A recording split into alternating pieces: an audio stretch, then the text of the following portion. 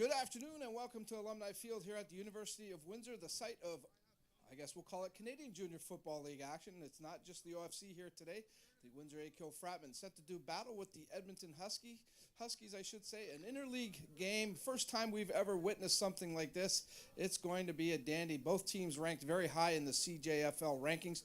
Helping us out on our broadcast today, one of the hard-working coaches in our area, and certainly he is well known throughout the country. Head coach Glenn Mills joins us for the broadcast. Thanks for doing this with us today, Coach. Thank you, Dominic. Good to have you on board, and this is kind of exciting. A pretty neat way to kick off your season. Absolutely. Again, you mentioned it first time ever. It's going to be interesting to see how we fare up against the teams out west. It's pretty football out there is pretty intense, and it should be a good test for our kids. I don't think. If you look at the rankings, Glenn, the rankings right now have the Fratmen ranked 6th. They have this Edmonton team ranked 8th. These are preseason prognostications. I think this Edmonton team, they had a 6-3 season last year, and they're expecting to do better this year. Hard to really put stock into the rankings right now. You're right. Nobody's played anything, right? Everyone's just fresh out of camp, and I'm sure there'll be, lots of excitement, lots of turnovers, I would imagine. It's fresh, and guys, it's early in the season, so it should be exciting. But, yeah, these guys, there's no question, they play in a very solid football league out there, so they're probably, a well-tested football team. Absolutely. One thing that can play into this game, Coach Mills, and we were just talking about it before going on air here, these guys had to fly out here today, left very early in the morning in Edmonton, and got in here, had a quick meal, and now they got to play a football game. You knowing this game so well and having traveled much with it yourself, how tough is that going to be? You know what, it's going to be, regardless if it's a bus or a plane, it's still tight quarters, and you're cramped up, and these guys are big guys, a lot of these guys, so it's not overly comfortable, but to get to the airport and to go through the whole travel thing, then jump on a bus to come here, I tell you, it's going to be interesting to see how these guys perform. If they can come out and play solid football, that's a feat for those guys. Coach Mike Lachance, he hasn't had a lot of time with his full roster here, Coach Mills, for various reasons. Of course, some of them were playing with you at the Ravens program. They're just getting into camp here. How tough for him, and what's key for his team here today? I think ball control is going to obviously be the number one thing, and just don't turn the ball over, right? You don't make mistakes. You got lots of opportunities to win football games. You come out and you're sloppy with the ball, and any good team will make it, make it count, and that's going to be the key. Just be patient. It's going to take time to get rolling, and just stick to your game plan. I'm sure they'll be fine. All right. When we come back after the break, we'll have the opening kickoff CJFL football action here on WE-TV.ca. Also, before I let you go, we want to welcome the viewers out in Edmonton, Alberta, and from around the country. Certainly glad to have you on board. The kickoff right after this. I learn by doing. I learn by reacting to a situation. St. Clair puts me directly into my industry. I'm dealing with real patients, real life situations. It's not just theory, it's not book work anymore. I choose to take control of my future and my path to St. Clair College. I choose to be here.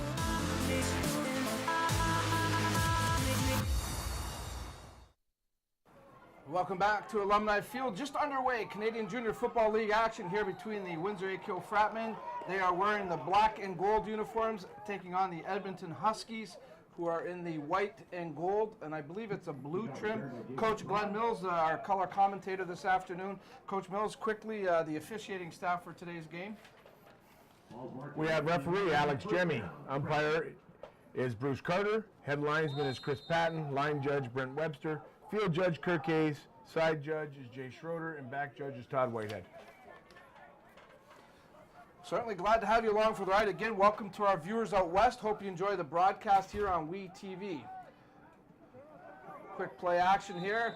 That pass taken in by Connor Bergenson, and of course the quarterback, Brad Lonhart. We've heard nothing but great things about him. Coach Mills, fifth-year player, obviously a lot of experience, and all Canadian. He's obviously the main man back there. For sure. Nice little motion, but, they brought the jet motion across and faked the lead or faked the dive and then, hit the guy in the slot. It was a nice little play to start. Just underway here nicely. A beautiful day for football here in southwestern Ontario, and a great way to start the campaign with this interleague game. I love the initiative taken by the Canadian Junior Football League, and certainly pleasure to have this outstanding organization, the Edmonton Huskies, here to visit us in the southwestern Ontario region. That is a first down for the Huskies. The sticks move, so they are now scrimmaging from their own 35-yard line. A young man going off, his helmet come off, so he's got to go off for 3 plays. So they're just getting a substitute here.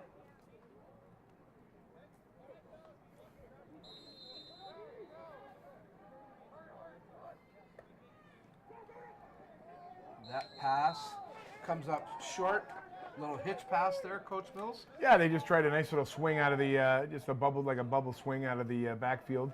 And he skipped it off the ground very close to a lateral, or he was waiting for the whistles to go, because that's a live ball if that's a backwards pass, and that easily could have went 6 the other way. 2nd and 10 now for the Huskies.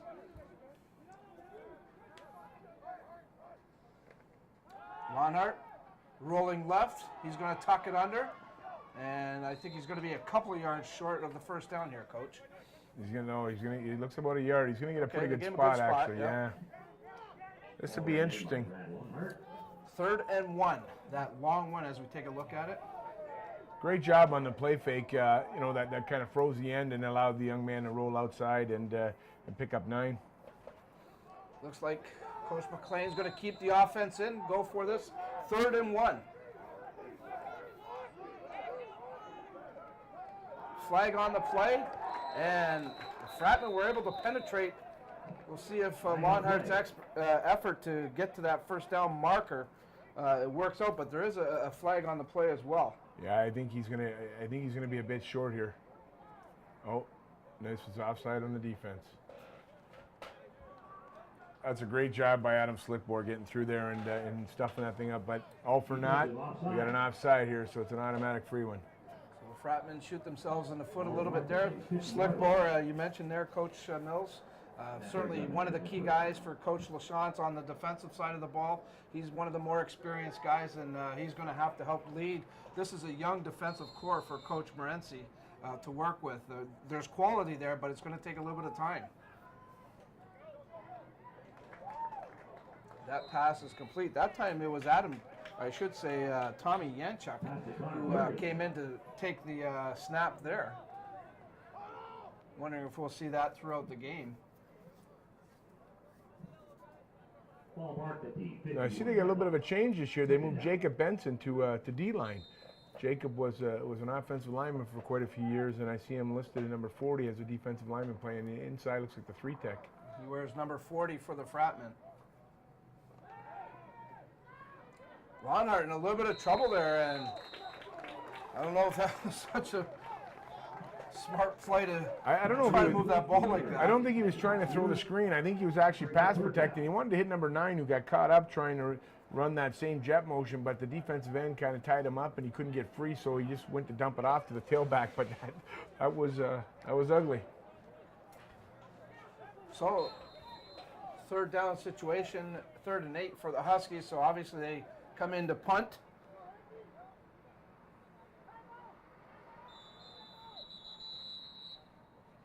Timeout is going to go against the Fratmen. There's too many men on the field. Coach Mills is indicating here. Coach Morency. 14 guys. Yeah, Coach Morency not impressed. Had to waste a timeout there. I still have 13 guys. 1, 2, 3, 4. Of course, our presenting partner this year for all of the AKO Fratmen football games, Harold Remark, Royal LePage, Binder Real Estate. Harold Remark, a huge supporter of local and area athletes. We certainly thank Harold for his partnership of presenting Windsor AKO Fratmen football here on WE-TV.ca. And Harold is here this afternoon, actually taking in the action. So good to have him here. You know, I think they're going to get a penalty here for too many men, I believe, again. They had 14, but I think they have 13 now. They took one off, but they may get a flag here for too many men.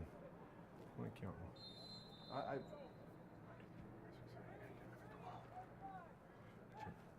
Oh, looks like they're going to get the play off. Looks like it's going to be okay. Kicking, of course, that was Cole Saverin taking care of the kicking duties. And he's wrapped up there by number 13, Brennan McNeil. Great job getting down the field. Just a vicious tackle. Oof. He wrapped him up pretty good, Coach, as we see the play here.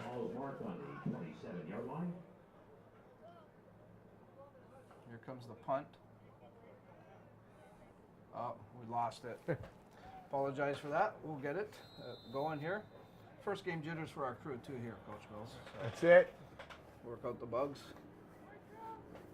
Pistol. 1st and 10 for the Fratmen. Our first look at Brandon Riem. Right there. Very athletic quarterback. Coach LaChance was raving about him through camp, how well he's taken this leadership role. That pass intended for Omar Hayes Williams goes incomplete. Second down.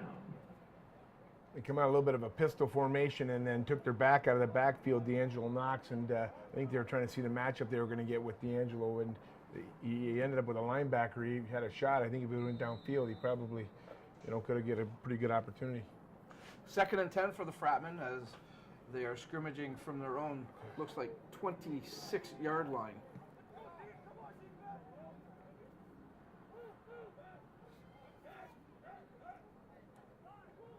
Riem's going to keep this one. It's going to come up well short of the yardage needed. So it'll be a 3rd down situation. The punt unit comes in for Windsor. Tried to run a little quarterback power here. You trying to utilize Brandon's legs and just kind of got bottled up and couldn't get very far. Back to punt for the Fratmen will be Andrew Beaton, number 29. Back to receive for the Huskies, it looks like Brant Burzak, number 22. And joining him is Connor Mickle, number 2. That one rolls out of bounds. And it looks like they're going to spot it at about the 38-yard line of Edmonton. It's a solid punt, got a great bounce, right out of bounds, no return. Big cloud is coming in here, Coach Mills, and it's taking away the sun. And otherwise, it's been a mostly sunny day today. And yeah, not too hot for the guys today. It's it's funny though. You were telling me, I think you were talking to some of the Edmonton guys, or no, it was actually Joe Cleroux, the Fratman, was talking to some of the Edmonton people, and they're saying, "My God, it's really humid here," and we're like, "No, this is a good day for us here. It's not that bad actually." So. It would be definitely a weather change, especially being on this field. The heat just kind of pounds out of this field, and so it would be a little bit different for those guys. Yeah, so it was interesting though. You get that nice western weather. There's all that dry heat and everything, and here, yeah, you get the humidity. But folks, I'm telling you, it's not a bad day here. A little bit of a delay here. We have 50-50 sellers in the stands today, so. And here we go. So we'll get the quarter. Just over 11 minutes to still go here in the first quarter. Lonhart hands off. No, play action. Lonhart now sets up, gets the pass off. He finds Harrison Cable, number 5. And that's complete. That's a 1st down. They're having a real hard time keeping this guy in the pocket. And if they don't get that corrected, this guy's going to have a field day. He does a real nice job rolling out here, getting outside the pocket and hits the guy in the. Just kind of a deep hook, but the end plays the running back and lets him outside the pocket. He could have ran for a big gain too as well. Hand off. Boy, working through the line there is Jimmy Airy, number 32. A nice effort there. They're down into the AKO end of the field. Looks like they're going to spot it at about the Fratman 39. Big, it looks like a big, strong runner. I don't know how fast he is, but he's powerful. A little bit of a hurry-up offense here as well. Lonhart goes right to the shotgun. 3-by-2 to the field. They're going to, boom. He finds Tanner Buchanan. That's a great job with the screen, little wide receiver screen. They took out 3 linemen and wheeled them out there and had a ton of blockers. Real nice job, actually, on this play. So Buchanan picks up a good chunk of yards there. Let's see where they spot it.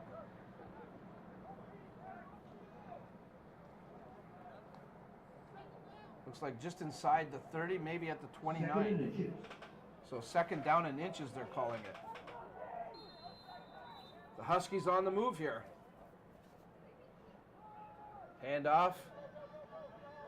And taken down is Jimmy Airy, but not before he picks up the yardage needed for the first down. So a fresh set there for the Huskies as they're working their way down the field, threatening to open up the scoring here.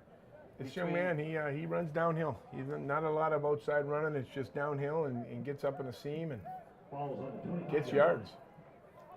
1st and 10 for the Huskies at the Fratmen 25-yard line. Lonhart looking downfield. He's going to the end zone. Flag on a play. That's picked off by the Fratmen. There is a penalty flag on a play, though.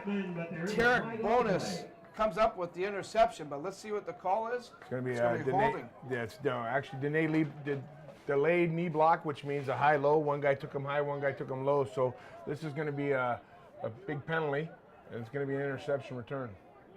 Or it's going to be an interception, but this they're going to decline it. Well, obviously, yeah, they're going to decline it. Fratmen have poor field position, but they have the ball. That's the most important thing. I'd like to find out this call because it's a UR penalty, so it should be like an add-on because if it's a UR, I mean, it's a serious penalty. It's called a delayed knee block.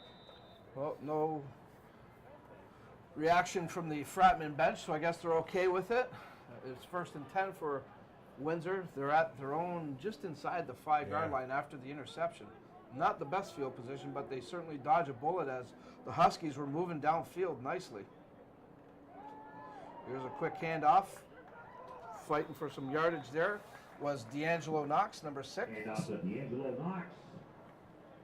Up inside the 10-yard line. This Huskies team playing a 3-man front. That's a pretty good job getting the football, especially with a 3-man front. They were able to contain them to about a 6-yard gain, 7-yard gain, but overall pretty good with a 3-man front.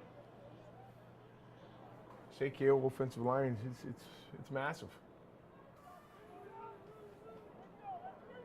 2nd down for the Fratmen. They need 4 here as Knox picked up 6 with his first run. Riem takes the high snap. He's going to run it out himself, trying to get out to the outside. Riem hustles, and was there a fumble there? No, he held on to the ball. He got the first down. Riem signals it himself. And they're moving the chains.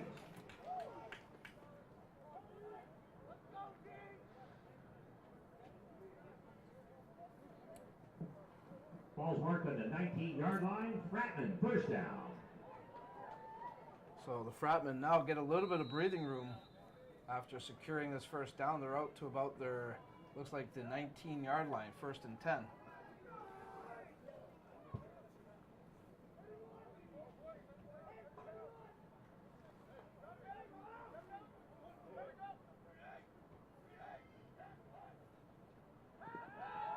Riem pass is complete as he finds Marquise Thompson. Thompson, a couple of moves, picks up a couple of extra yards. I think he's got the first here. Looks like he's got the first. He's close. Yeah, the sticks are on the move, so it is another first down for the Fratmen as they get out to their 30-yard line.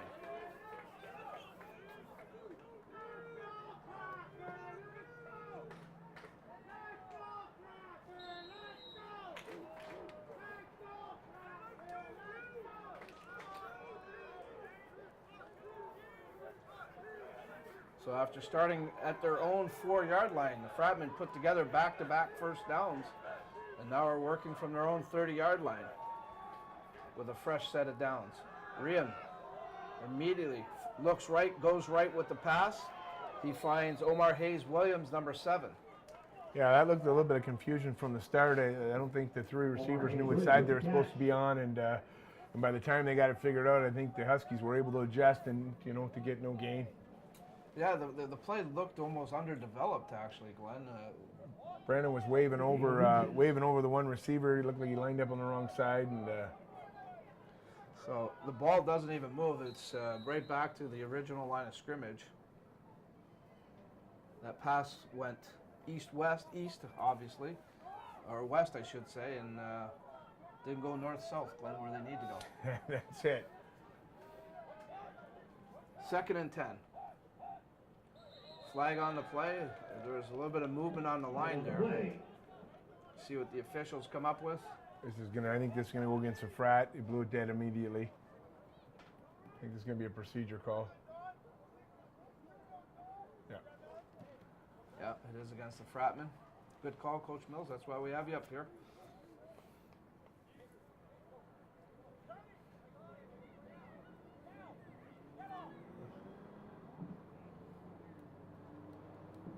Offsetting penalties. Actually, offsetting penalties. How is it? Offside, Windsor, unsportsmanlike, Edmonton. Wow. Okay. Offside against the Fratmen, unsportsmanlike conduct charged against the Huskies. I'm not sure who would take a penalty when you actually have a penalty against a team that's going to back them up. Maybe a little bit of chirping going on out there, Glenn. Kind of a foolish penalty right there. They had him on, it would have been 2nd and 15. Yep. Instead, 2nd and 5 for the Fratmen. They get a little bit of a break there. Let's see if they can take advantage of it here.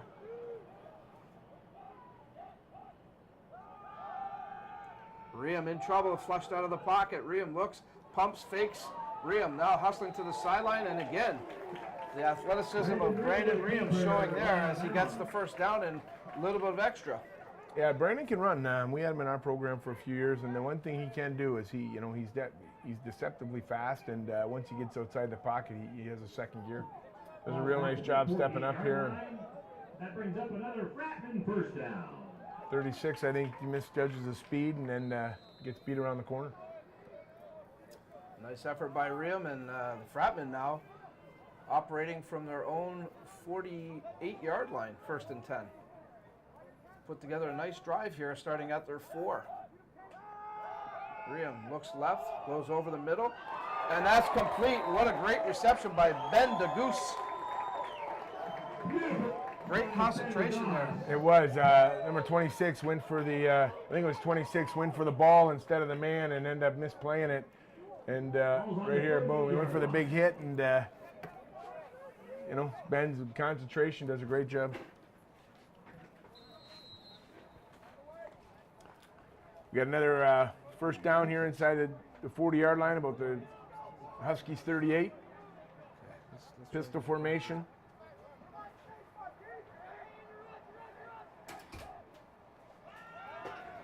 And then a little screen out to Marquise Thompson. Does a great job, picks up about 8 yards. That's a nice little effort. You look at what's going on here, Coach Mills, and talk about a huge momentum, a confidence builder for the Fratmen.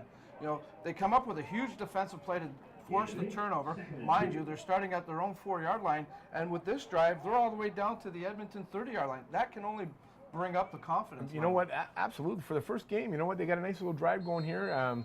Very selective on what they're trying to do. You're not trying to do too much. Little chunks at a time, which is nice. 2nd and 2 yards to go here for the Fratmen as they try to extend this drive. Very impressive up to this point. Riem looking left, looking for DeGoose again, and that time it goes incomplete. Fratman calling for a flag, but if he'd have kept running, he might have made the play on that ball. I think he kind of slowed down and the ball ended up being overthrown, but I'm not sure what he was doing there. Like if he keeps running, he probably makes the catch. You're gonna go for this here. Looks like Riem staying in. Yep. I kind of like that call, Coach. Would you? You know what? Take points. Take the points. In a game like this, yeah. Take points. Right? I mean, it's still 2 yards. You're at the 30-yard line, unless they don't have a kicker, which they may not. But they're loading up. Huskies are loading up. They have 7 guys in the box, and they're running quarterback sneak, and this ain't happening. I don't think it happened. I agree with you, Coach. I don't think the Fratmen got it. I'm not sure. I can understand a quarterback sneak for 1 yard, but you're talking 2+ yards. I'm not sure that's the call you want to make there. Especially against this Edmonton defense. They look pretty big. Yeah, they stacked it up. I mean, they brought in extra linemen. They had 7 guys in the box, and it's just a numbers game, right? People don't understand it's a numbers game, and they just outmanned you. So the ball now belongs to the Huskies on the turnover on downs. I think that the difficult part is you did a fantastic job, like you said, moving from your 4-yard line all the way down here. You want to come away with something.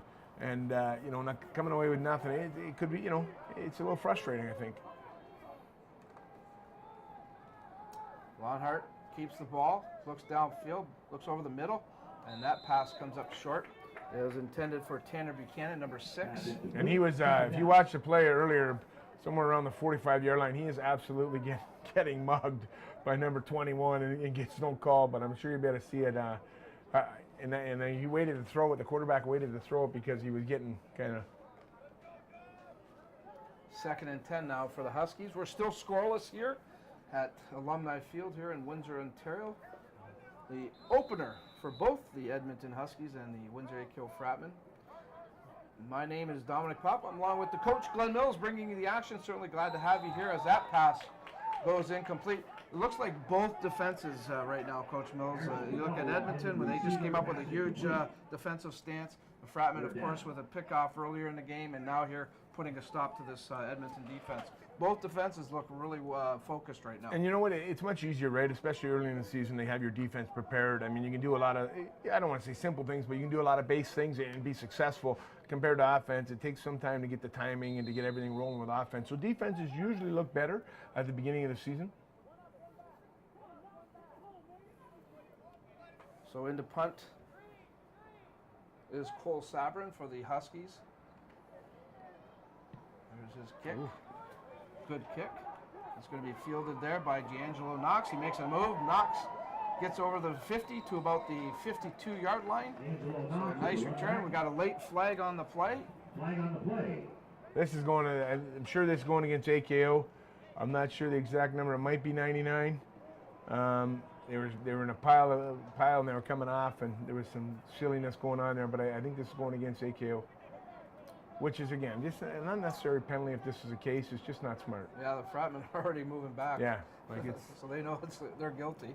like you stay away it's from about control, though, Coach. That's You see it right here, the scrum, and see if we can pick it up here somewhere. It's when they were walking out this way. When they were walking back towards the sideline, they were in a pile. And, you know, it's a selfish, silly penalty that hurts your football team. Well, look at what it's done here. They were at the 52, and now they're all the way back to their own 37. And that's big yardage. 15-yard penalty. Yeah, that's big yardage, right? Coach Brentsy there, he can't be too happy with that.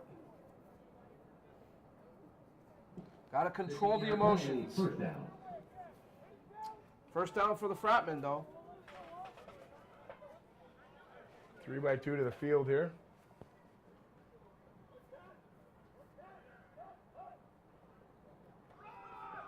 Hand off to Knox one more time. He picks up maybe 3 yards.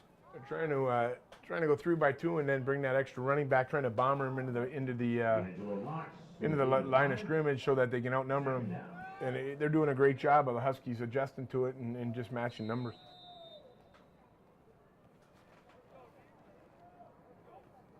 Second and we're going to call it, well, they give Knox 5 yards actually, so we'll call it 2nd and 5.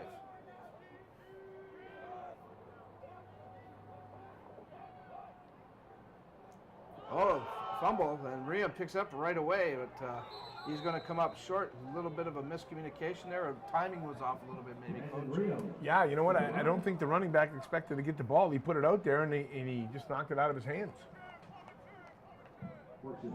Brandon, great job, though. He's getting it off the ground, and you know.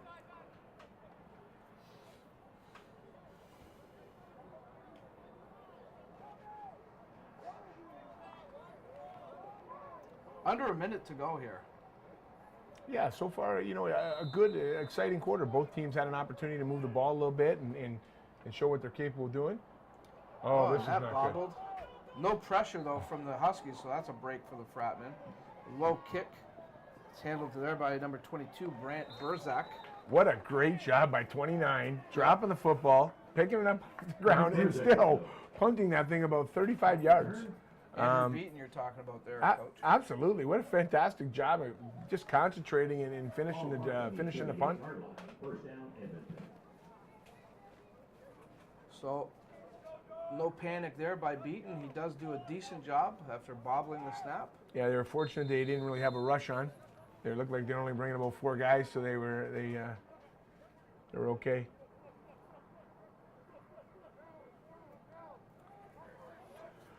Just over half a minute to go here. That pass I thought it was a catchable ball as Connor Bergenson went up for it. I know it was a little high, but he had time to catch it. This looks like one of his favorite guys here, this Connor. Oh yeah, for sure. He's definitely, they're moving him around a little bit from 1 to 2 on the wide side of the field, and he's been a target already.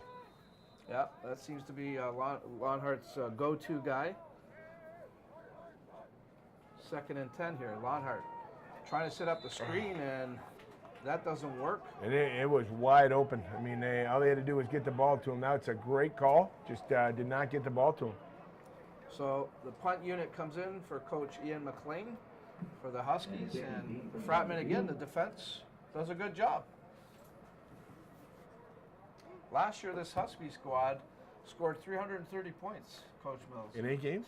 In 9 games it was. 9 games. So Yeah. you're looking at... you're looking at almost 40 points a game. Yeah, that's solid. 37 points a game. That's solid. That's absolutely You should win solid. games with that. You shouldn't lose many. They were 6-3 last year. Yeah, which is kind of scary if you're putting up those kind of points. Yep. Nice snap. Ooh, he shanks this one. It He shanked off the right side of the foot. There's a break for the Fratmen. That's going to be the end of the first quarter on that. As that kick is off the side of the foot. Fratmen will start the second quarter with excellent field position in the Edmonton side of the field. About the 48, yeah. So there's our scoreboard after 15 minutes of play. It's the Huskies nothing, the Fratmen nothing. When we come back to Alumni Field, we'll continue our coverage of CJFL football on WE-TV.ca.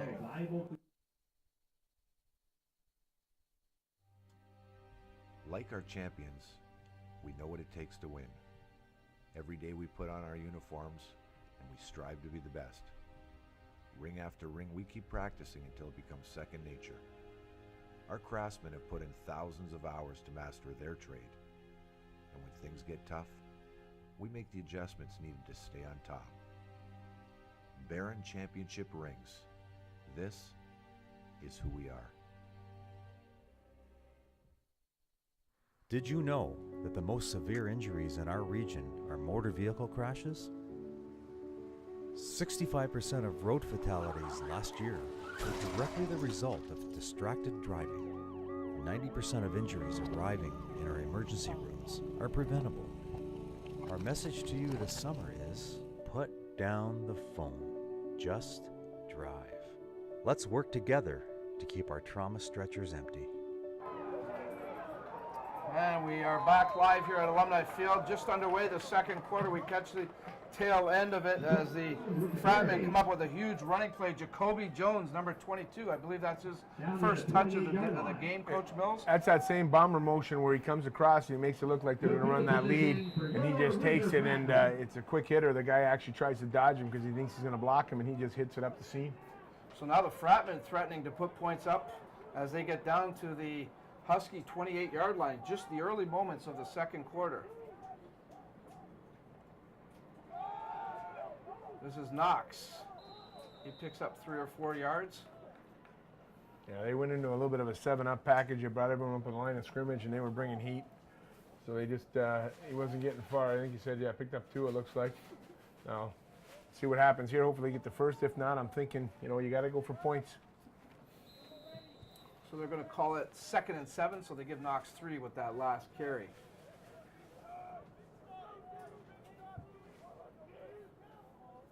Still scoreless here at Alumni Field. Opening week of the Canadian Junior Football League. Riem drops back, had Knox in the area.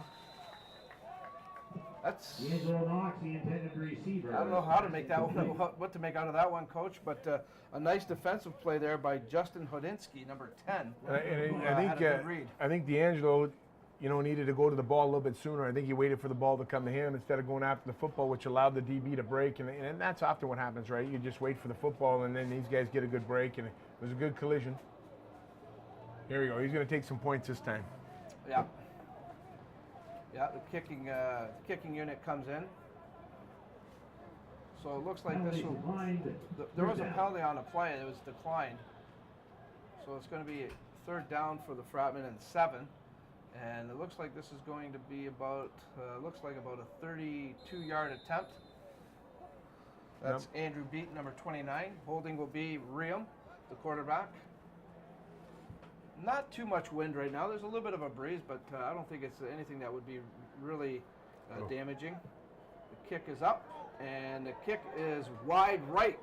Great job by Andrew or by Brandon Realm actually getting that ball. The ball kind of rolled to him. Bad snap again, Coach Mills. You're right, and the kick was there. There was a lot of leg there, but it was wide right, and the Huskies dodge a bullet and don't give up any points, and they run it out of the end zone, so they'll start, I believe, at their own 20-yard line. As you can see, 12:53 to go here in the second quarter. The Huskies will take over the ball.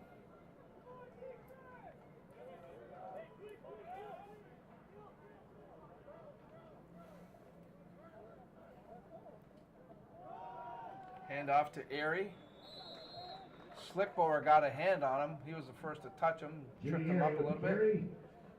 Interesting formation. They went quads to the short side of the field, and then they ran guys back across the other motion and tried to run like a zone read this way, and it's just there's just too many guys.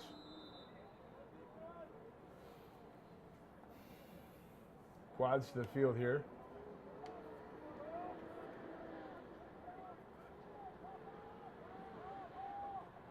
That pass complete as number 80, Sam Clayton, takes it in from Lonhart. He has more than enough for the first down. Sam Clayton with the catch. I was fortunate enough to coach Sam for Team Canada in 2000. Welcome to the Fratmen family, also the Morency family. That is Miles Morency there. Coach Morency became a grandfather recently. Congratulations to Matt and his lovely wife, Ashlyn. Miles Morency, of course, he's got the Green Bay hat on him already and everything. So we know who that kid will be cheering for as his football days come up. But congratulations to the Morency family. And great to have Miles in this world with us. Another flag on that. We're gonna get a late hit out of bounds by AKO again, and gonna add 15 more yards to this. You know, these are the things they just have to stay away from. I was a reception by number 80 again, Sam Clayton, who I was fortunate enough to coach Sam for the 2015 Team Canada down in at the Cowboy Stadium, and he was a receiver and a very, very good football player. You can see Coach Morency right there on the sideline. He was pointing to his head, telling his player, "Use your head out there. Use your head out there." And you're right, Coach Mills. I think that was, I'm not sure, but I think it was number 5 that got the penalty. I believe. So the Huskies will try to take advantage of this. This is Bergensen taking the handoff as he rolls left, picks up about 7 or 8 yards. Jet motion again. They're not adjusting that jet motion very, very well. And again, he's just coming straight down the line and handing it to him. Making it 2nd and short. 2nd and 3, we'll call it. Lots of options when you're 2nd and 2nd and 2, For sure. 2nd and 3. For sure. They're double tight end set here. Hand off to Airy. Another flag on the play. Airy has the yardage for the first down, but we do have a marker down. Flag on the play.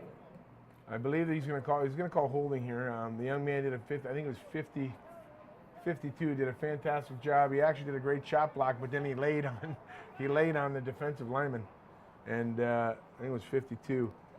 Yeah. Gunnar Thurrett, number 52. And he did a pretty nice job on the cut block, and then he laid on him, and I think he called him for holding. Those guys, that's what they do. What happens between the tackles is we tell our guys is illegal and just play football. That takes away the first down, and now it's a 2nd and 12 for the Huskies. So they went from short yardage to long yardage here. Lonhart looking downfield. He was looking for Bergensen. That is incomplete. Marking him closely was Pren Duhanejay. Hopefully I'm saying that correctly. That's a good job. They did a nice job mixing up coverage there. The quarterback was a little confused and had to come back to the check down, running the drag, and by that time they had kind of got to him a little bit. And punt units in for Coach McLean and the Huskies. Cole Sabrin will certainly try to do a better job this time as he shanked his last punt. Back deep for the Fratmen. Number 6, D'Angelo Knox, and joining him is number 3, Ishmael Johnson, I believe that is. Sabrin, low punt this time. Oh. Takes a Husky roll, though. They may even get a point out of this, Coach. Oh, my. Knox picked it up and alertly got it out of the end zone. This is going to be a 5-yard penalty added to the end of the run. So, like, you know, that's just very fortunate to get this yardage. I mean, that punt went a long ways, and he dropped the punt again. So he's having a little bit of time, a little bit of trouble fielding it. But it's a nice snap. Like, the guy gets it back there fairly quick, and he's just having a hard time. Yeah, he got a good roll that time, mind you. Oh my goodness, what a bounce right over his head. But it was a low line drive type punt. As we get this all sorted out here. So this is actually an infraction happened in the end zone. So it's technically comes to the 25-yard. It comes to the 20-yard line, but then because it happened, it's another 5 yards added on. So it should come to the 25. Is what the call should be. And we're yet to see where they've spotted the ball. It should come up 5 more yards from there. Just about 10 minutes to go here in the second quarter. We're still scoreless here, Coach Mills. A little surprised at that, actually. No, okay, they're going to leave it at the 20. They're going to go at the 20-yard line. Yeah, and no, you might change it here. Now this is going up 5 yards. Discussing it again. Yeah, this is going up 5 yards. Coach McLean there. He's trying to get it all figured out. No, they're going to go to the 20. First and 10 for the Fratmen at their own 20. Still scoreless here at the Alumni Field.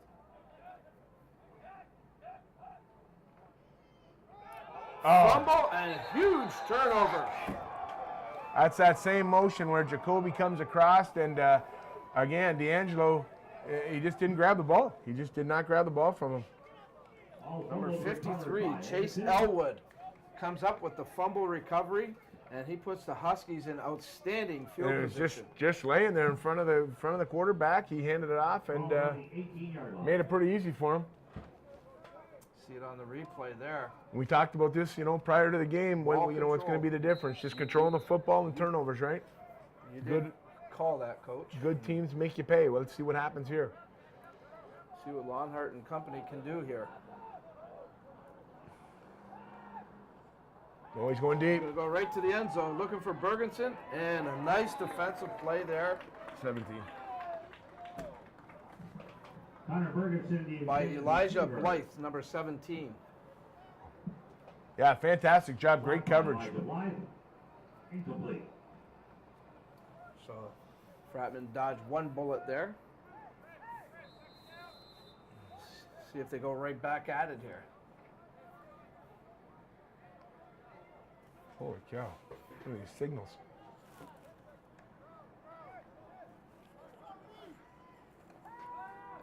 Lonhart goes right this time. He finds Connor Mickle. It's a fumble at the end of this. Another fumble, and the Fratmen Oh my goodness, this is wow. This is first week football. You're right, exactly. This is what we talked about, right? We'll see. It's going to happen. It's just going to happen. It's going to be sloppy at times. The young man did a fantastic job running that swing again. Fighting for the extra 2 yards, and he fumbles the ball. Had the first down. Just got to hang on to the football. Got to secure the football. AKO dodged a bullet there. Very fortunate.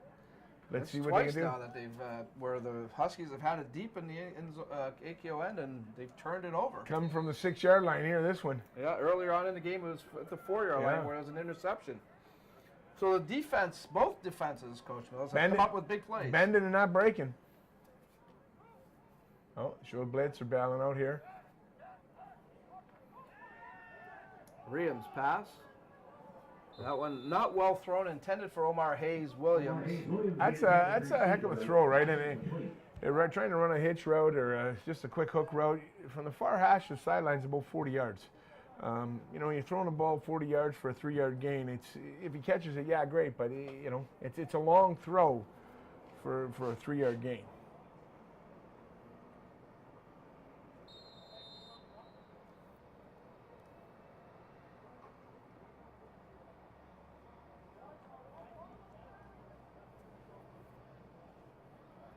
Second and 10 for the Fratmen.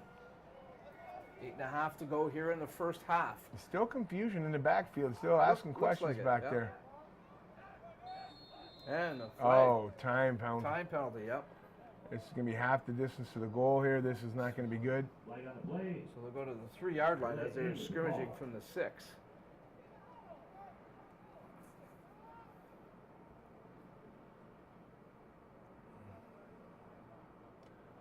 The only positive out of that, it's not in the last 3 minutes where it's a loss of downs. So that's Yeah. about the only positive. Yeah. Now, are they using they got the clock set up, but it doesn't look like they're using them. Yeah, I don't see them. Set up. We're trusting the official. Oh, set up in the other end. Yeah, but they're just not working. Yep. It doesn't seem like it's working, so I'm not sure why they even have it on. But Riem, quick pass to the left this time as he finds Marquise Thompson, number 13. much more high percentage pass. You're throwing it to the short side of the field. It's about a 15-yard pass, 18-yard pass. Ball to the 10-yard line. A little bit of a screen. You got a couple guys going out there. This is going to be interesting to see what they do here. They're going to be punting this deep. Yeah. They're going to be about 5 yards in their end zone. Third down situation here as No, he's going to. Coach LaChance is telling him to take a knee right now. He's telling him to give up the point. Yep. So we may see our first scoring here. And I was just going to mention that to you, Coach. A lot of times coaches will just give up the point. I'll be honest, with the way the defense are playing right now, I don't know if I would. I hear you on that. Right? I mean, he's going to punt this, midfield, maybe. Yeah, and the Fratmen defense has been very solid so far, much like the Huskies. And yes, indeed. They weren't bringing anybody. They were kind of, I don't know what they were, if they They were were like, come on, just kick it, come yeah, on. like I don't know what they were doing, if they thought he was going to run it or something, but they're all sitting back. So points are conceded. The Huskies go up 2-0 over the Windsor A.K. Fratmen. 7:54 to go here in the first half.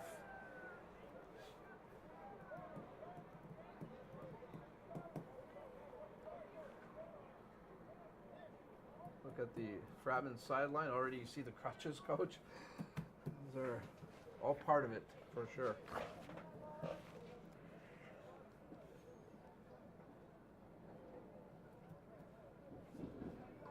Give a shout out to the University of Windsor and their athletic department for allowing the game to be played here today.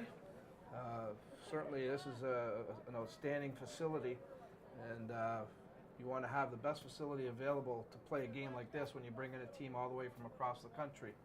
And I want to give her a thank you out to the University of Windsor Athletic Department. Saw Coach Joe Demore here of the Lancer football program taking in some of the action today. His camp well underway. Yeah, they're 2 days in now. Yeah, so hopefully a good season coming up there for the blue and gold at the university. Tough, that OUA football, I'll tell you. This is Airy taking the kick, and he does a good job of running it back. Good they started the 45-yard line, yeah. Good field position. Yeah. And they have a 2-0 lead to the Huskies. Out to the 46. I always tell people a lot of time, Coach Mills, out west, obviously the football's outstanding at every level, the junior level, the university level. Then you have, the Rough Riders, Eskimos, Colts, the British Columbia Lions, Winnipeg. Just great Canadian Football League action out there. But I tell a lot of people the OUA is underestimated. Oh. And you know it very well. You coached at Western last year, so tremendously skilled players in that league. I think the level and the caliber is getting better every year. I think the level of coaching is just continually improving, and it's competitive. It's very, very competitive. Very good football. It's exciting. Timeout to get charged to the Fratmen. There were flags, and again, looks like maybe too many players on the field. This is just some bugs that need to get worked out in a hurry for the Fratmen. Twice they've been forced to take timeouts because of personnel on the field.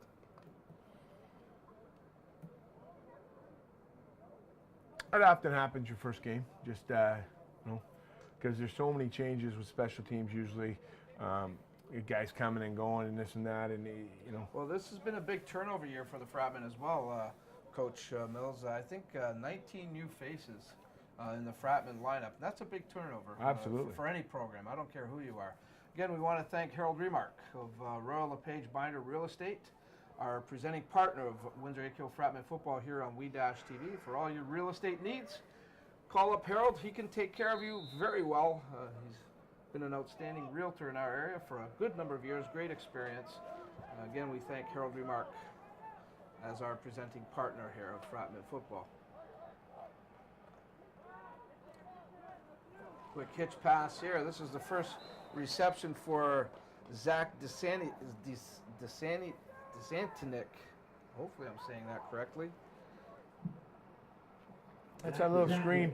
That's that little screen pass again. They're trying to get some guys. He came in a little bit too close to the quarterback that time, and the linebacker was able to get out there and spin him around.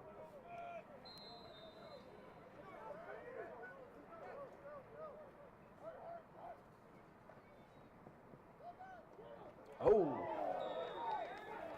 great reception there by Harrison Cable, and a pretty solid stick there by Pren Duhanajay, number 11 of the Fratmen. He anticipated that pass very nicely. First down, though, for the Huskies.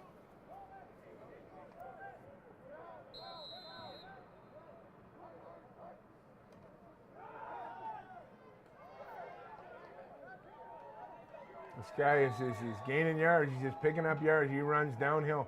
Brant Bursick with the carry. That's Brant Bursick. Again, looks like a pretty powerful runner there, Coach Mills. Just straight downhill. He makes one little move and boom, just keeps going forward. That's those ones that you love, those north-south guys, eh? Out to the 38-yard line. First down. Oh, look at that. A little shovel pass there. Yeah. Really nice setup. The back goes away and then takes a hard jab step back and hits him with a shovel pass.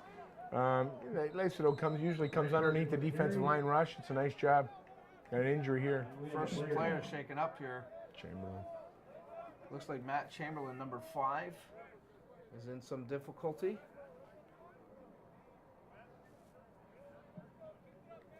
Well, we have a chance. Of course, this is week 1 for the Fratmen. This kicks off their Ontario Football Conference schedule as well. And also for the Edmonton Huskies as well. Sean Haskett takes a look at Chamberlain. Looks like the right knee area. Here's the schedule for the Fratmen this season. Next weekend we'll be here right back at the Alumni Field, the Niagara Regional Raiders. That's formerly Burlington, Coach Mills. They've moved, yes. And still the same area basically, but under a new regime there. So we'll get to see our first look at the Niagara Regional Raiders. Then 3 straight games to start at home for the Fratmen. The GTA Grizzlies, who are a much improved program, come in on the 26th. Then it's off on the road for the next 4 games for the Fratmen. They travel to the nation's capital, the Ottawa Sooners, on September 2nd. The Beefeaters on the 9th. The Hurricanes on the 16th. The defending champions are the Hurricanes. And then to Niagara to take on the Raiders there. And they come home to finish their schedule on October 7th against the London Beefeaters. So a very interesting schedule when you think about it, Coach Mills. 3 straight games at home to start it. Very important that they do well during this homestand. For sure. I always like going on the road, usually the first 2 couple games. Yeah. But that way, by the time you get back home, you're usually playing pretty solid football. Gives you an opportunity to bond a little bit. Guys get to know each other on the road and stuff. So I'm not a big fan of starting out at home. I always like to, if we can, I always like to start on the road. Well, I know Coach LaChance and Coach Morency were certainly excited about this game. It's a little bit of a different flavor, for sure. But you know what? Whatever the thinking is with the schedule, maybe because the team is going through a transition type year, maybe that's the thinking. Let's get some home games to build this thing up a little bit. Lonhart goes for a run. He's close. There's going to be another flag. That is just a silly penalty at the end. Yeah. The guy was down. He did a great job. I think he had him stopped, and he runs over him, and kind of taunts him a little bit and gets a 15-yard objectionable conduct penalty, roughing penalty. Yep. And it's going to the 1-yard line. Just silly. This is an automatic add-on, so it goes right to the 1. Huge play there for the Huskies. And I agree with you, Coach Mills.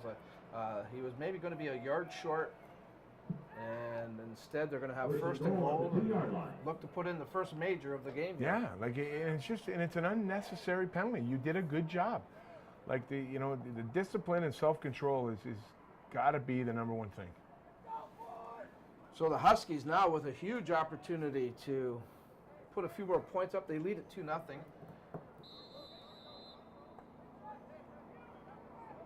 They're a double tight end set here. Gonna try and out-gap him. Hands off to. Is that the one? That was Burzek, number 22. No, it's not even the one. But he's going to come to the one because you can't put the defense at a disadvantage. Yeah. So. Yeah. So it comes right back out to the 1 yard line. Second and goal for the Huskies. I'm sure Coach McLean's thinking 3 downs anyways here, Coach, if need be. Here we go. This is a little bit different set now. Yeah, so. Right under center. And you had to figure Lonhart was going to keep. He's a big kid too. He's thick. Yeah. He's thick. He looks pretty solid. And the Huskies celebrate the first touchdown of the season. And they grab a 8-0 lead. The point after try coming up. As the Huskies take advantage of some penalties, they make the Fratmen pay. Yeah, and that's going to happen all the time against good football teams if you take careless penalties. That's a big point. This makes it a 2-score game. Yes, indeed. That's for sure. I'm not sure what he's going for 2 here. I'm not sure what he's doing. Yeah, it looks like he is going to go Regardless, for 2. like this is silly because, again, I'm not sure what he's doing here simply because he's getting, you kick the extra point. It's still it's a 2-score game. You miss this 2-point conversion. It's a touchdown and a 2-point conversion. It's still a 1-score game. So Lonhart goes over to the sideline to talk it over with the coaching staff. Coach Morency talking to his defense as he's giving some instructions to Adam Chin, number 4 there. And Coach McLean wants to be sure himself here. I think his thought is it's going to be a touchdown and a field goal. And again, regardless, it's going to be a 2-score game. I'm not sure why he's chasing points so early, but hey, that's why he's the head coach and I'm in the booth. I'm not even going to touch that one.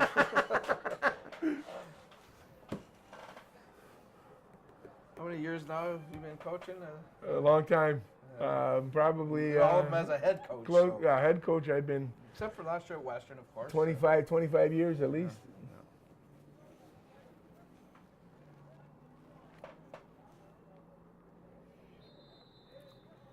So it looks like He's they are going. still going to go for the 2-point, Yeah. Coach. Yeah, just interesting.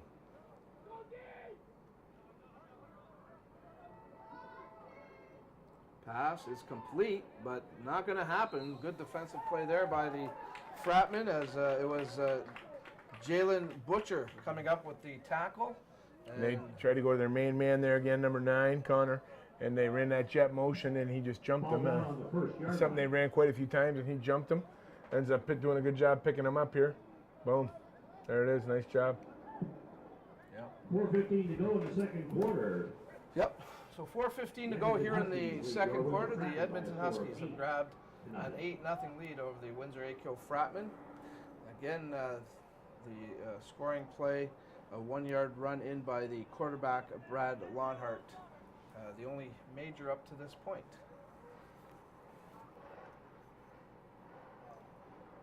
So back to receive the kick here for the Fratmen will be, it looks like, Marquise Thompson, number 13, number 6, D'Angelo Knox, and also a third player there.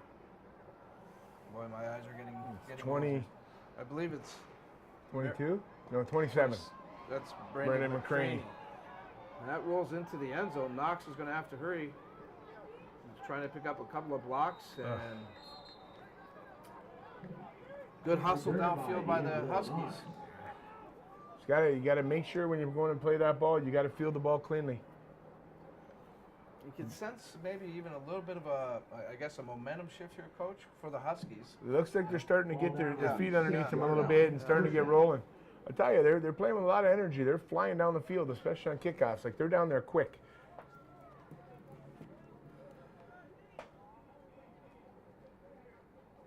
Pretty impressive considering you look at the day for the Huskies. I'm sure they were up early this morning, flying out of Edmonton.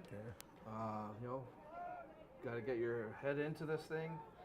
And then I know they had a meal before the game, and then come and play a football game. They fly right back. So it's quite the day.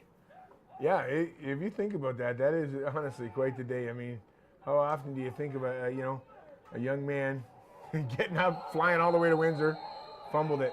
No, I think they're saying he was down though. Flying to Windsor, flying all the way back, like that's a day. Let's see what the officials rule here. They're saying the ball was down. He's saying second down, I think that's the right call.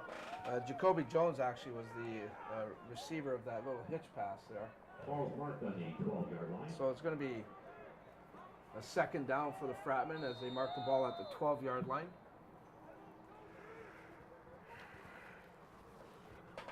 Stay tuned at halftime. Aaron Sanders will talk to both head coaches. Also, the commissioner of the Canadian Junior Football League will be on hand as Aaron Sanders will take care of our halftime duties.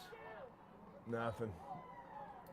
Not much there, that's for sure. Maybe a yard, perhaps two if they're lucky. He's going to be probably a minimum a yard short here. And Jacoby did a real nice job missing the first guys coming through because there was a couple guys coming right untouched, and he just kind of quick jump stepped them and he got right by.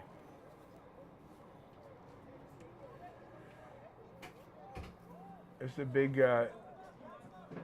It's going to be big right here. They're going to have to try and weather the storm here. Yeah, again, talk about that momentum shift there, Coach. You can see it.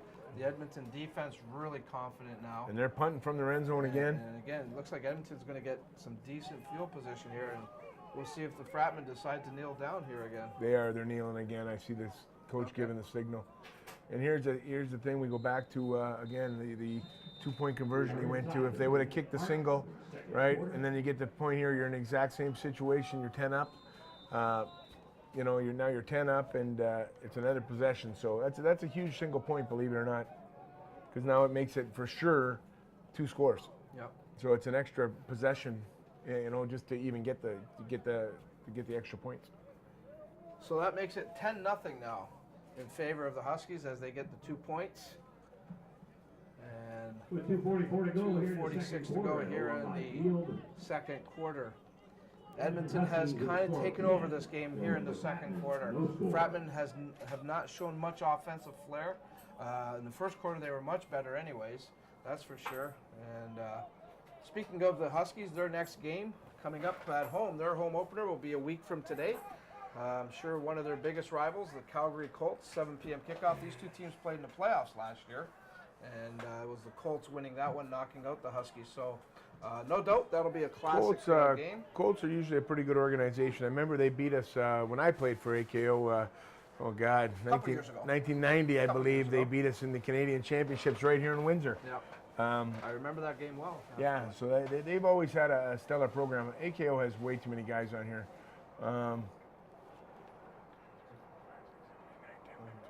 14.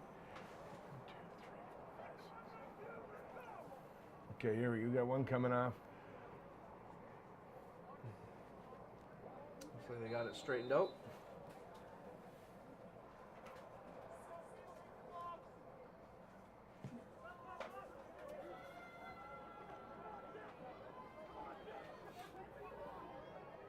Oh, here's a huge run back by Airy. Look at Airy just running over people. Airy down to the 30. Finally hauled down, saving perhaps a touchdown. Number 3, Ishmael Johnson, but make no mistake about it, Jimmy Airy making it happen for the Huskies as he gets it all the way down to the Fratmen 27-yard line. Wow. Yeah, just, the last thing you want to happen. It's a pretty solid punt. They had a really nice job getting a wall in front of them. Broke that tackle there. And again, this guy, he's not overly fast. He's just powerful. And he runs through tackles.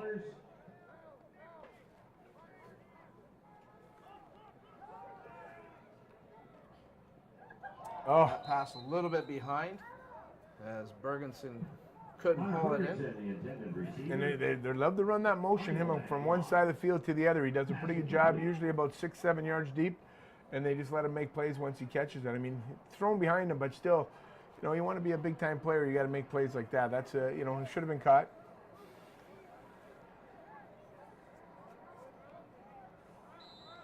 2nd and 10 for the Huskies at the Fratmen 27.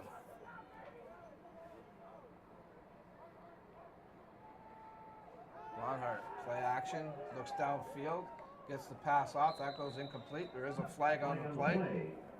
It's got to be a holding. That's in the neighborhood of holding, yep. And it is indeed. Referee Bruce Carter indicates holding. They're going to probably back him up here. If not, they're going to kick a field goal, I imagine. No, they're going to decline this. So let's see.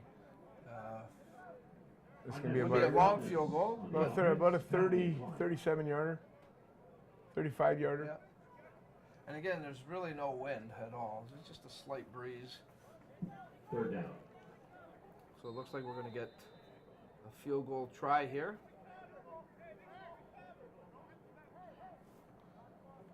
That is Cole Sabrin, number 18. Holding for him will be Connor Mickle. Looks like it's going to be about a 34-yard field goal, Coach Mills. Snap is good, just kick about. Is up, And it's good. and it's through. Almost got it. Almost got it, the 14. Fratmen. Tariq Bonus. Very, very close. If he lays out, he may have a chance to get this, but he just puts his hands up.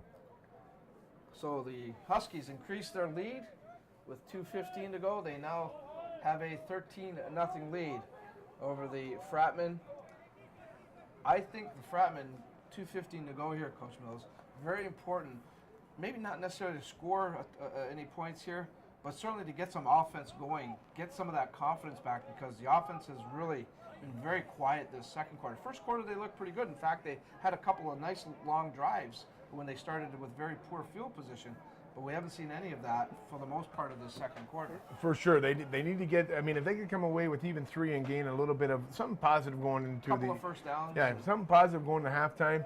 Because, I mean, let's be honest, 13 points. I mean, this is still a very, very, Oh, yeah. I mean, Canadian very football. winnable football game, but they have to get something going. The second, like you said, the second quarter has been, Very quiet. yeah, Very quiet very, offensively. very slim offensively. It's And you want to get your defense a little bit of a break, too.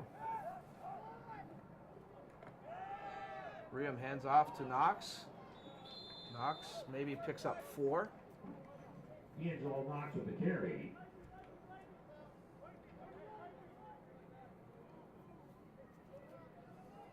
Spotted at the 39-yard line. 2nd down. Fratman hurrying it up a little bit here. 2nd down. And 6. Here comes the Huskies. They're blitzing.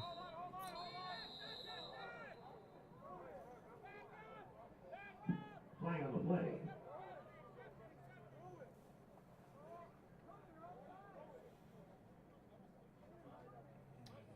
Yep. Offside against the Fratman. Offside. It's an offensive Penalties lineman. have hurt the Fratman a lot in this first half, Coach. 5-yard penalty. And you know what? All of them can be preventable, right? I mean, it's just self-control, discipline. You know, Sure, Coach LaChance will talk it over with the guys in between half here in the intermission break. now you're 2nd and long. You know, they're passing. They're going to dial up some heat here. You know, you go from a 2nd and 5 to 2nd and 11. And here they come. Riem gets flushed out, makes a nice move there. Now he's getting out to the outside. Boy, Riem with some great moves. Riem all the way across the midfield stripe down into the Edmonton end of the field, and Brandon Riem. I'll tell you what, he just took charge there, Coach, and said, I'll make something happen. And indeed he did, as he gets down to the Huskies' 51-yard line.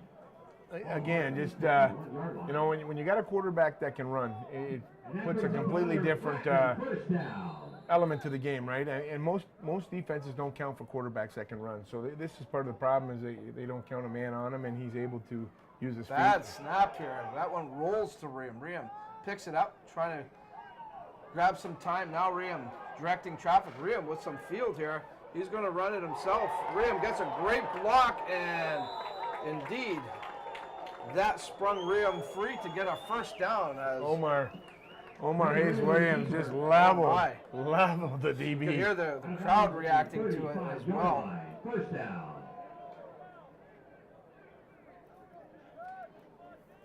Another first down for the Fratmen. And here's what we were just talking about, Coach Mills. 2:15 to go to start this drive.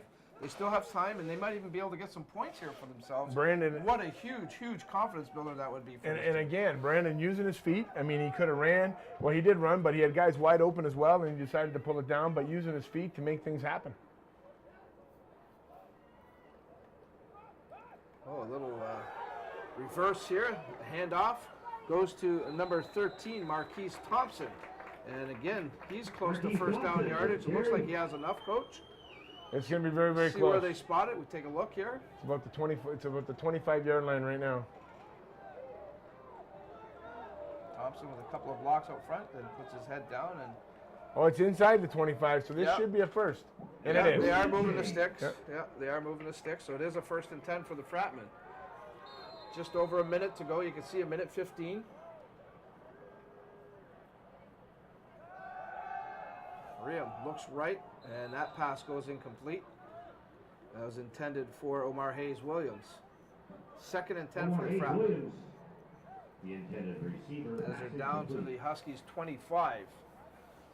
One thing Coach LaChance, I'm sure, is thinking here now, Coach Mills, would be they have to come away with some points here. Whether it's a field goal or a touchdown, they have to get something. Absolutely. You got to kick the field goal at the worst. Can't waste this opportunity. I mean, you know, you go back. I know they missed the one early. They didn't kick the one here, and if they end up one here, you're talking there could be 9 points, right? I mean, it's a 4-point game, so you got to take points. You just got to take them. See what they do here with this 2nd and 10 situation. Riem looks left. He's going to be sacked. The last thing the Fratmen wanted to see was that. A big number 53, Chase Elwood, got to quarterback Riem first. Yeah, these guys having a game. You just got a sack. Oh, just whiffed, blocked by 22. Jacoby, I mean, you got to get your hands on him. Yeah, Jacoby Jones has got to slow him up a little bit.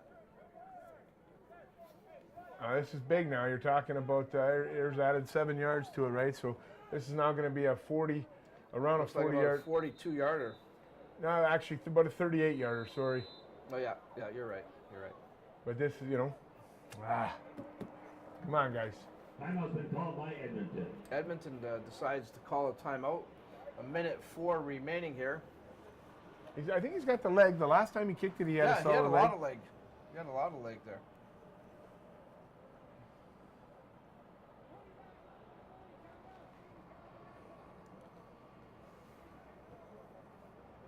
Last year, of course, the Fratmen finished with a very respectable 7-1 record. Hamilton also finished at 7-1 last season. Hamilton expected to do very well again this year. Here's a look at the standings from last season. Ottawa, again, always a quality program there. And I mentioned the GTA Grizzlies. They got into the playoffs for the first time in team history, and they're expecting to be better this year. So this league is becoming very tough, very much tougher than what it is. But the Fratmen, again, of course, went on in the playoffs. They defeated Ottawa in the first round and then lost the championship game to the Hamilton Hurricanes. And that ended their 3-year reign as OFC champions. The Fratmen hoping to get back at least to that championship game and see where they can go with it. But no easy ones in the Ontario Football Conference, that's for sure. A bad snap again. Riem handles it, but he's going to go down. And the Fratmen lose another opportunity to put some points up. The last thing you wanted there to happen, again, he rolled it back to him. You know, Brandon did a great job last time getting the ball off the ground and pinning it, but he couldn't even pin it this time. You know, and they just lost another opportunity. 12 yards there. So, boy, talk about shooting yourselves in the foot sometimes. Penalties and the miscues like that. I know one thing they're probably going to work on in practice this week. Yes. Yeah, I think Coach LaChance and Coach Prince have taken notes. Definitely your long snap or your He has struggled today, no doubt about it. Lonhart, quick pass as he finds Sam Clayton, number 80.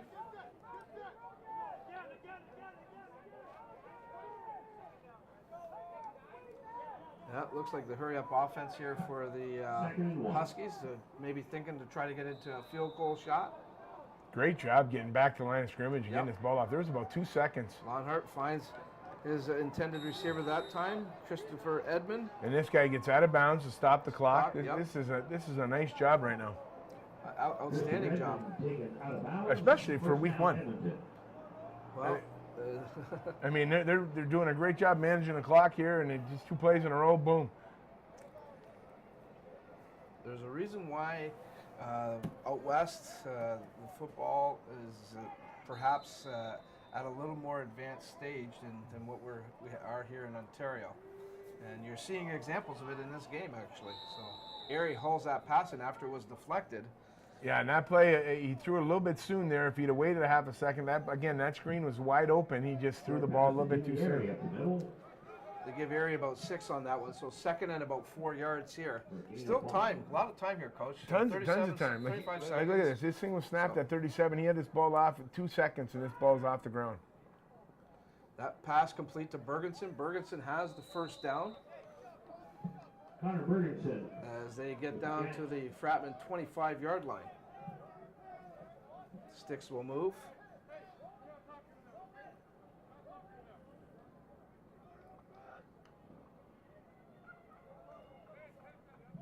Ball's on the 25-yard line, first down. Monarch steps He's back. going He's for this. looking to the end zone.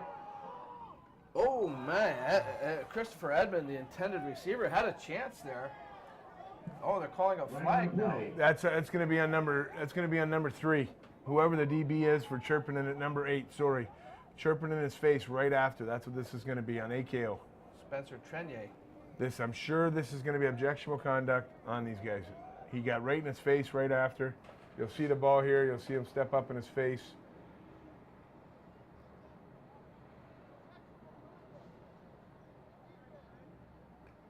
And then he starts talking nonsense to him right here. Just silly. Silly. Shoulder was right there. Again. Yeah, Wow. an unnecessary penalty. It gives them a first down. They're at the 15-yard line. I don't understand it. Yeah. They got 3 plays here from the 15-yard line.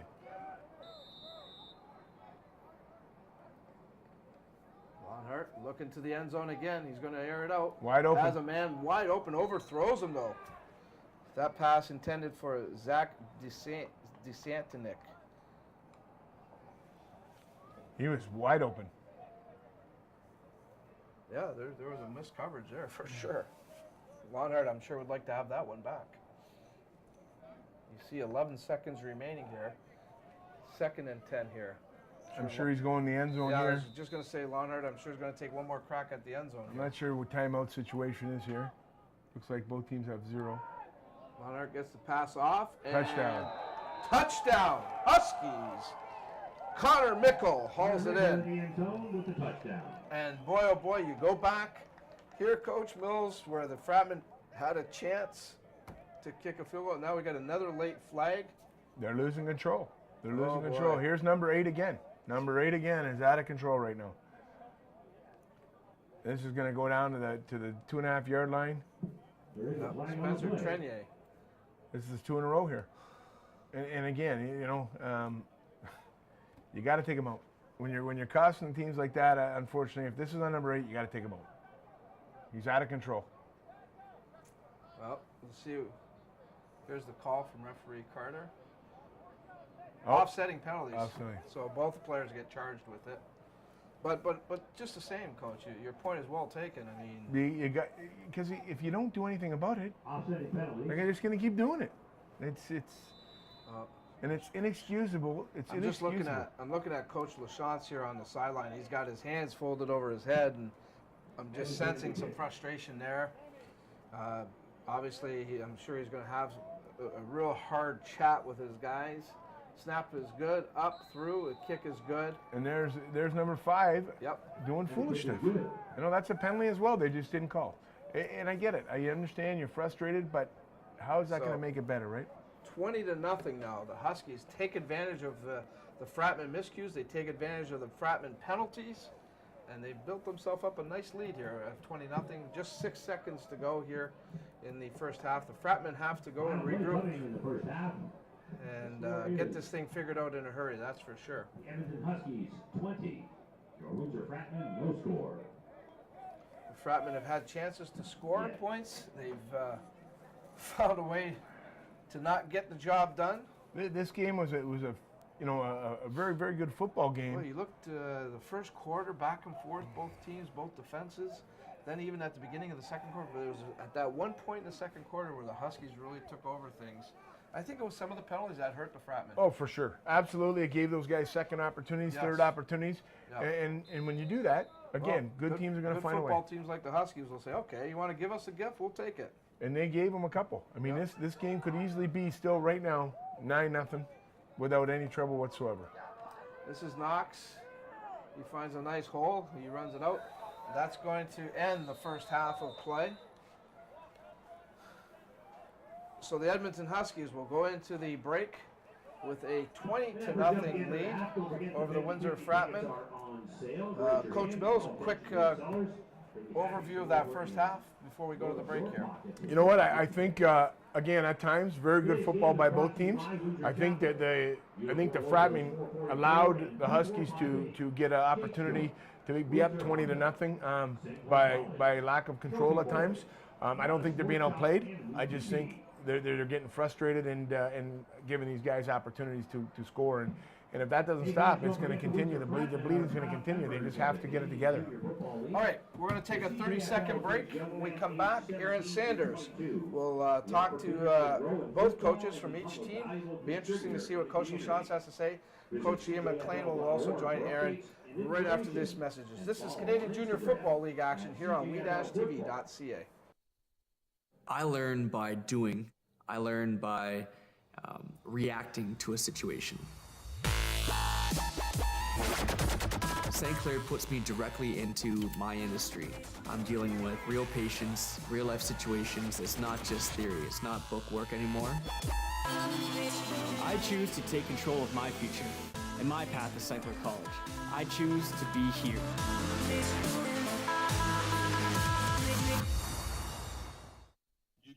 All right, thank you, gentlemen. I'm here with the head coach of the Edmonton Huskies, Ian McLean. So far, his scores 20-0 in favor of Edmonton. Not a bad start, Coach. I mean, first off, you got a sharp-shooting quarterback, and he's connecting on all cylinders. How do you think his performance has been going so far? We had a pretty slow start. I mean, we want to be able to score more than 0 points in the first quarter. I was happy we bounced back on that. We had 2 red zone turnovers that we need to have eliminated from our game. That's stuff that's not going to help us in the long run. We have to make sure we take care of the football, and we got some mental errors. We got guys taking some stupid penalties that we'll have to deal with and clean up in the second half. No question about that. But this is the first time anybody from the Prairie Football Conference played against a team from the OFC. What does it mean for you and the team in general to play against a team from the Ontario Football Conference just to come here? Oh, we're excited, obviously. I mean, it was an early morning. We got on the plane at about 5 this morning and flew out here and played a football game. So it's been an exciting experience for the guys. It's something that we just want to make sure we're focused on every week. It doesn't really matter the opponent, but we're really excited to be part of something special today. No surprise, but according to the CJFL Top 50, the 1-2 punch is in there, no question about it. Brad Lonhart and, of course, Jimmy Airy. Where do you see them go as this season rolls on? I mean, we're a team first. Our breakdown, everything we do is based on family. So it's got to come up to the entire offense, the entire defense to make plays. I mean, we have positive plays and negative plays. We succeed and fail as a team. Brad throws a dumb interception. He throws a touchdown at the end of the half. So he's a good player, a good leader on the team. It's been fun to see those guys have a flow. I'm very proud of the group we have with us for this year. And we'll see how all things go in the second half. Thank you, Coach. Now we're going to bring in Mike Lachance, the coach of the AKO Fratmen, who's got a mountain to climb after ending the first half down by 20. But, Coach, your impressions of the first half so far look pretty slow for the offense. Yeah, I mean, I've never had a team that was down 20 points. I thought we were 20 points better, but today we're just not clicking on all cylinders. They look like the better coach team today. I think we're far more athletic than they are.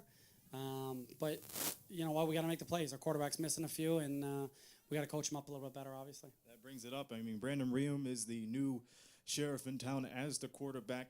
How can he be able to gel when it comes to the rest of the team, which is basically a new roster to begin with? Brendan just got to let him hang, and I tell him that all the time. When he's at his best is when he's moving around and he's freewheeling and he's just relaxed out there. You can tell when he's having fun, he's effective. When he looks tight, it means that he's not feeling it. So you know what? The best couple drives we had of the game, I threw the play sheet away and kind of just called it by the seat of our pants. We were running some lightning, which is our hurry up set, and maybe that's what we need to do in the second half. Let him just be an athlete. And the defensive line is aware about the sharpshooting antics of their quarterback. Brad, but how do you guys stop them and how do you pressure their offensive line when it comes down to the second half? He's a super athlete or anything, but he gets it out of his hand pretty quick, and he's got a pretty decent receiving core. Defensively, we played well. They only gave up the one drive at the end there, and it was aided by a couple questionable calls. So I'm not worried about our defense. Our defense will hold us in the game. We just need to freewheel a little bit on offense. Best of luck in the second half, Mike. Thank you. When we return from this commercial timeout, we'll have the commissioner of the CJFL, Jim Panklevich, where you're watching AKO Fratmen football here on WE-TV. Like our champions, we know what it takes to win. Every day we put on our uniforms and we strive to be the best. Ring after ring, we keep practicing until it becomes second nature. Our craftsmen have put in thousands of hours to master their trade. And when things get tough, we make the adjustments needed to stay on top. Baron Championship rings. This is who we are. Did you know that the most severe injuries in our region are motor vehicle crashes? 65% of road fatalities last year were directly the result of distracted driving. 90% of injuries arriving in our emergency rooms are preventable. Our message to you this summer is, put down the phone. Just drive. Let's work together to keep our trauma stretchers empty. It's new, it's fresh, it's innovative, it's WE-TV, Windsor Essex Television, and you can watch it anywhere. www.we-TV.ca is the place to be. If it's sports, entertainment, or community events, WE-TV has what you're looking for. The people, places, and faces of our community are front and center on WE-TV. Check out www.we-TV.ca for what's being webcast live. WE-TV, we got you covered. Back here live at Alumni Field at halftime, it's the Huskies 20 and the Fratmen no score. I'm joined at the moment by the commissioner of the CJFL, Jim Panklevich, and it's a pleasure to have you here in Windsor, and of course, welcome to you, sir. Wonderful day for football.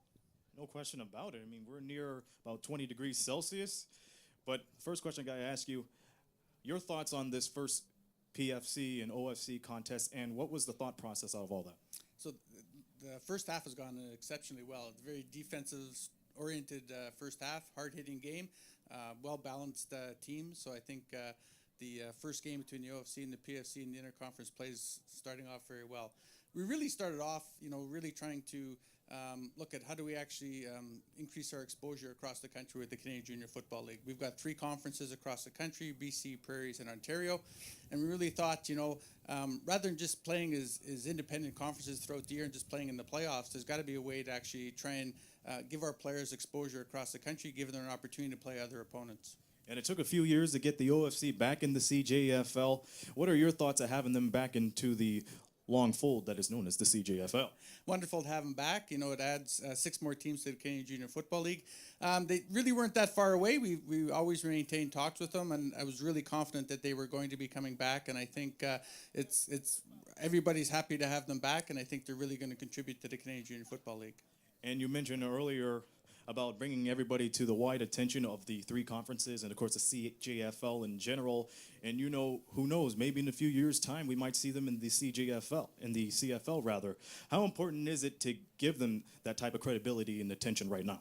Well, I think the players really look at, I think looking at this game, looking at, they're on the national stage. And I think they're going to be able to showcase their talent in front of their own fans, plus also fans from other places. It's actually nice to see a number of fans actually traveled here from Edmonton as well, really giving them a chance to see the opposition and the other teams in the other conferences as well. And that's something we'll try and do this year as well, is really trying to get some information across, if there are teams being played across the country, games every weekend, every Saturday, and what we want to do is let the teams know right across the country where the games are and what the scores are. It all comes down to the diehard fans, of course, the coaches, the parents, you name it. Where else do you want to see the CJFL go from the future?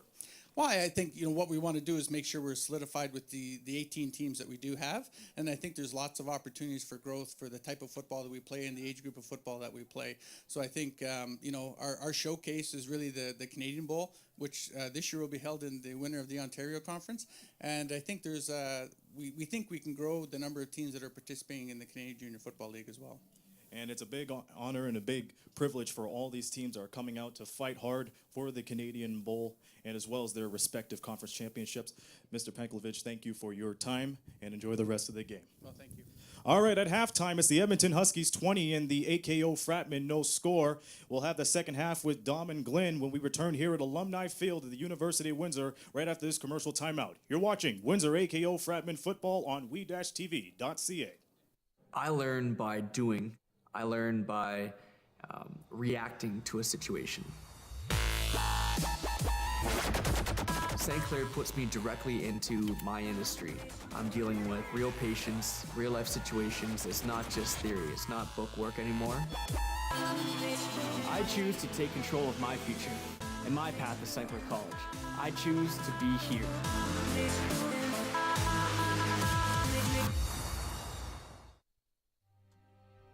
Like our champions, we know what it takes to win. Every day we put on our uniforms and we strive to be the best. Ring after ring, we keep practicing until it becomes second nature. Our craftsmen have put in thousands of hours to master their trade. And when things get tough, we make the adjustments needed to stay on top. Baron Championship rings. This is who we are. Did you know that the most severe injuries in our region are motor vehicle crashes? 65% of road fatalities last year were directly the result of distracted driving. 90% of injuries arriving in our emergency rooms are preventable. Our message to you this summer is, put down the phone. Just drive. Let's work together to keep our trauma stretchers empty. It's new, it's fresh, it's innovative, it's WE-TV, Windsor Essex Television, and you can watch it anywhere. www.we-tv.ca is the place to be. If it's sports, entertainment, or community events, WE-TV has what you're looking for. The people, places, and faces of our community are front and center on WE-TV. Check out www.we-tv.ca for what's being webcast live. WE-TV, we got you covered. Welcome back to Ontario Conference football action here on WE-TV.ca. Dominic Papa along with Glenn Mills, the hard-working crew here at WE-TV. While we got a couple of minutes, I've got the head coach of the University of Windsor Lancers up here in our broadcast booth. Before we get back to the action, head coach Joe Demore joins us here in the broadcast booth. Thanks for coming up to see us, Joe. And quickly, give me your thoughts about that first half of football, what you saw there. Well, I was able to catch a little bit of the first quarter in that, and I thought early on both teams kind of feeling each other out. Obviously, long trip for Edmonton. It looked like they were a little sluggish. AKO had some opportunities early. The turnover hurt them a little bit. That put Edmonton in good field position, and then down here, just 2 field goal misses. But both defenses are playing well. First game, it was one of those things. You got training camp, you come out first game, really trying to feel out what's working and what's not working and stuff like that. Obviously, that touchdown at the end really hurt them. 5 seconds left in the half, but only down 20. I think AKO gets the ball to start the game half here, and hopefully they can kind of work their way back. You know Coach LaChance, Coach Morency very well, Joe. You've done a lot of football work over the years with them. The football community is pretty tight-knit bunch. They know each other well. You were Coach LaChance in that dressing room. Certainly some issues, I think, to address there. Some of the penalties I thought were a little bit disappointing. Got to control that emotion out there. Absolutely, and that's kind of like one thing this year actually in training camp that we've been working on is, anytime there's a penalty that occurs in training camp, we actually run at the end of practice. And it's one of those things you just got to kind of get rid of that, and it's hard. Its emotions run high, first game of the year, jitters and stuff like that, but that's what really kills you. You get stopped, especially in Canadian football, get a stop on second down, you take some kind of, whether it's an unsportsmanlike or something like that, gives them automatic first down and kind of keeps the change moving. But I just kind of let's settle down. They're still in this football game. I think they're, just as talented as the Edmonton team. I think if they put some things together, they'll be fine. Yeah. I think they're down 20 here, but in Canadian football, as we know, that's not a big lead, that's for sure. The Lancers, of course, we're talking to head coach Joe Demore of the University of Windsor Lancers football program. You're a few days into camp yourself. Talk to me about it a little bit here, Joe, and what you like, and some of the things you're working on early on here. Well, it's been really exciting, actually. The energy's been really strong. We only got about 90 players in, which is probably a low number. The rule is allowed to have 110. We strategically brought only about 90 this year. We wanted to keep our numbers low, looking for a big recruit class in 218, but we're really happy with what we got. Even our recruiting class that we talked to on Sunday, a little while back, those a little late coming. Actually, a lot of these kids are performing well. They're going to see some time, probably not in the starting groups, but they're going to find their way on the dress roster. But still 2 days in, putting a lot in, just throwing a lot at, especially at the young kids. But we're excited to get going. The weather's been nice, and we've been able to get a lot accomplished. So we got another one 8 a.m. tomorrow, and one more tomorrow afternoon, and then we keep going for about a week. I know you put the work in. I know that for a fact. You're here day and night once this season gets going, once the camp gets going. But nice to have 2 additions to your staff, full-time assistants for you. Tell us about that and how it's helped you in your approach this season. Well, it's really been able to take a lot off my plate. Pete Frazier and Vince Flamia both come in here. They're really able to take a lot off my plate in as far as just taking care of some business while I take care of some business, and we're able to accomplish more at the same time as opposed to putting things on the back burner. So, they're kind of getting their feet wet, learning the players. That's a big thing, especially on special teams, kind of know who would fit in and stuff like that. But, we got the whole week to work on it, and we're excited about it. Good stuff, Coach Demore. I'm glad you came up to see us. We're looking for some great Lancer football this season. Best of luck, and I'll look forward to talking to you down the road here. Okay, I appreciate it, Dom. All right, head coach Joe Demore of the University of Windsor Lancers coming up to visit with us here in our broadcast booth. And Joe, again, one of the hard-working guys in our football community for sure, does a great job, and we certainly wish him nothing but success this season. Again, Coach Mills back up here with me in our broadcast booth. Coach Mills coached in the OUA last year with the Western Mustangs, and again, we were talking about a little bit earlier, Coach Mills, how tough that OUA conference is, and boy, when you got the teams like Western, McMaster, and Queens every year that you have to face them, it's just going to be a tough task for any team. Each and every week, you know what? Like I said, you got Laurier and Guelph in there that are both quality programs as well. They've been to the AIDS Cup in the last 2-3 years, and each and every week you got a big football game that you got to be prepared for, and the level of competition and talent is outstanding. All right, you can see the ball is being set up, and we are just about set to get back to live action here on WE-TV, CJFL football. And the Huskies will be kicking to the Fratmen to get this thing going. The Fratmen down by 20 after the first 30 minutes. Here we go. Certainly, again, welcome to the great fans out in the Alberta area tuning into the game here on WE-TV. We're certainly glad to have you along for the ride. Hope you're enjoying the broadcast. And we also welcome our viewers throughout Ontario, throughout the worldwide, actually, which you're capable of watching here on WE-TV.ca. The kickoff taken by the Fratmen, and again, good hustle by the Huskies, pins the Fratmen right back. Looks like their 5-yard line. You know what? Again, very difficult time fielding the ball. They let the ball bounce, and anytime you let the ball bounce on the turf, it's an adventure. And he took a bad bounce to the side, and he was unable to field it. And again, it resulted at the 5-yard line. Not to start that AKO. He's probably looking for the second half. Extremely crucial drive right now. They got to come down and get some points here. Yeah, they got to get some positives going, Glenn. That's the bottom line. We talked about, and they did themselves a favor towards the end of that first half. They got the first downs, got themselves in position, then took it away from themselves as well. So here again, I think it's very important to get some positives going right away here to kind of change the momentum a little bit too, just to get some confidence. Here's Knox, maybe a yard, 2 at the most. Somebody lost their bonnet there. Boy, these guys are flying around the field. That was some guys getting to the football and some good collision.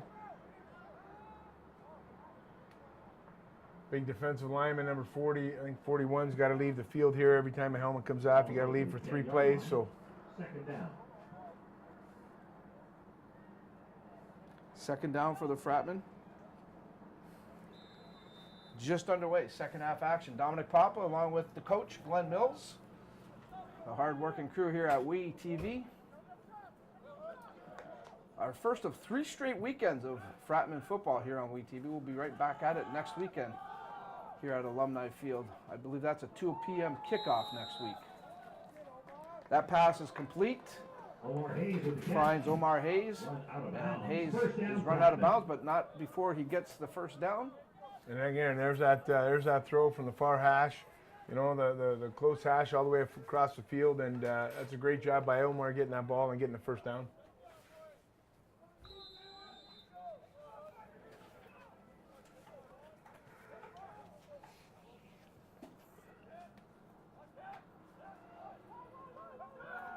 Riem looking both right and left, and he is going to go down. A little bit of confusion there, Coach Mills, maybe. And Riem looked undecided. Chase Elwood he's getting off the football. He's got a fumble recovery already. He's got 2 sacks, I believe, maybe more. This guy is intense. He's bringing it, and they're having real difficulty in the backfield number again. 53 you're talking about there of the Huskies. He has certainly been impressive. Big, strong man, that's for sure.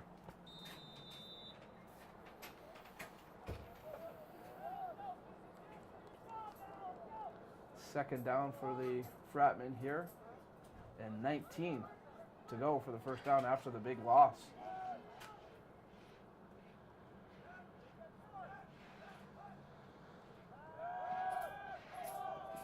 Pass is complete to Devin Woods. Going to be well short of the first down. Might have got back to the original line of scrimmage there. Yeah, very close. Devin Woods with the catch. But the punting unit will come in for Coach LaChance. Boy, that sun is out now, Coach Mills, I'll tell you. Went away for a little while, but nice, strong sunshine here right now. Yeah, it's actually warming it up nicely. It is warming up, actually. Looks like the Huskies here, they're coming, it looks like. Again, that bobbled. That time it was a good snap, but just bobbled. Oh, and that one also bobbled there as Brent Bursack had a little bit of trouble handling that punt. He did pounce on it, and the Huskies will take over the ball at the Fratmen 50-yard line. Something else to look forward to here on WE-TV.ca. We are talking Windsor hosting the Ontario Ball Hockey Federation Provincial Championships. We'll have 2 days of broadcast for you. Friday night, we'll be out at Forest Glade Arena. We'll have 2 games for you there. I think we're going to have the local teams in those games. And then on Sunday, it's all of the good stuff as we take in the semifinal games and also the championship game, all live here on WE-TV.Sunday. So the Ontario Ball Hockey Provincial Championships next weekend here on WE-TV. In between all of that, we'll sandwich in a Fratmen football game, Coach Mills. That's a busy weekend. Yeah, good weekend for us. Certainly we're pleased to be a part of it all, and thank everybody for bringing us on, bringing us aboard, that's for sure. A lot of good stuff happening at WE-TV right now, that's for sure. Second and 5 for the Huskies as they pick up 5 in that first down. They look to increase their lead here as they have a solid 20-0 lead. It looks like Lonhart's going to come up short by a couple of yards there, perhaps.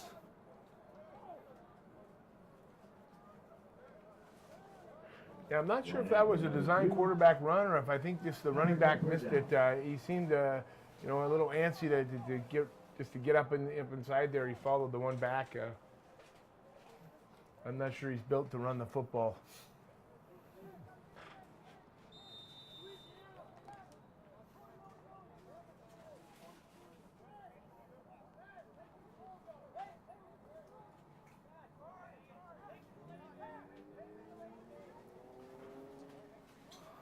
Punt team in for Coach McLean.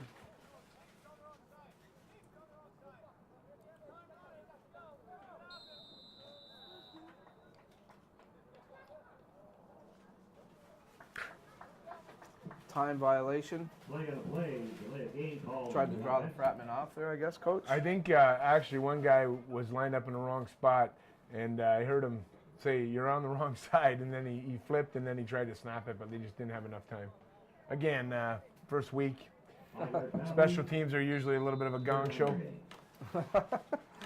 Gong show, wow. It's always like I said, it's always. There has been some fun today. That's it's for sure. interesting, and we go through the same thing at times. I mean, first week it's crazy. So the Huskies will do it again. Oh my, look at this, punt on the run. Yeah, I'm not sure what that was. Interesting. Let's just say it was interesting, Coach. Yeah, he had a ton of protection inside. I don't know why he rolled out. He almost rolled to get it blocked. Yeah, Cole Sabrin looked like he was going to try to maybe run it. Maybe that's what it was. Maybe he was trying to thinking about it, and then he decided, no way, I'm not getting through these guys. I'm going to kick it. But he's been punting the ball pretty well, except for that one shank, and then he comes up with this. I mean, they should have went for it. So the Fratmen will take over the ball at their own 36-yard line, 1st and 10. Ball marked at the 36-yard line. First So down, not Fratmen. terrible field position, not great field position, about average, we'll call it. And again, Fratmen need to get a little bit of offensive spark going here. Huskies defense has really turned it up a notch. Have not allowed much there. Here's Jones though with a good run.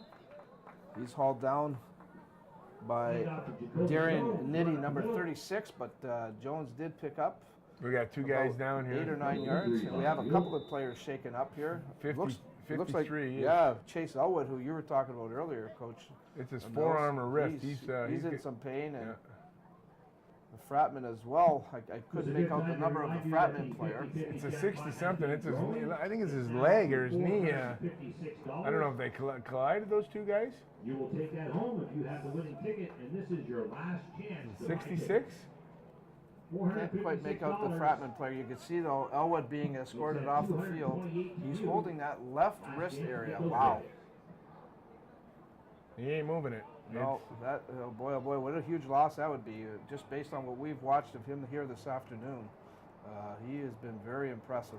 This does not look good on the field here. I think this is 66. I think it's Mustafa Mahari, I believe. Yeah, we're still trying to get a number, and they're going to have to assist him off the field. It is 66. Yeah. That is Mustafa Mary. And that doesn't look good for him.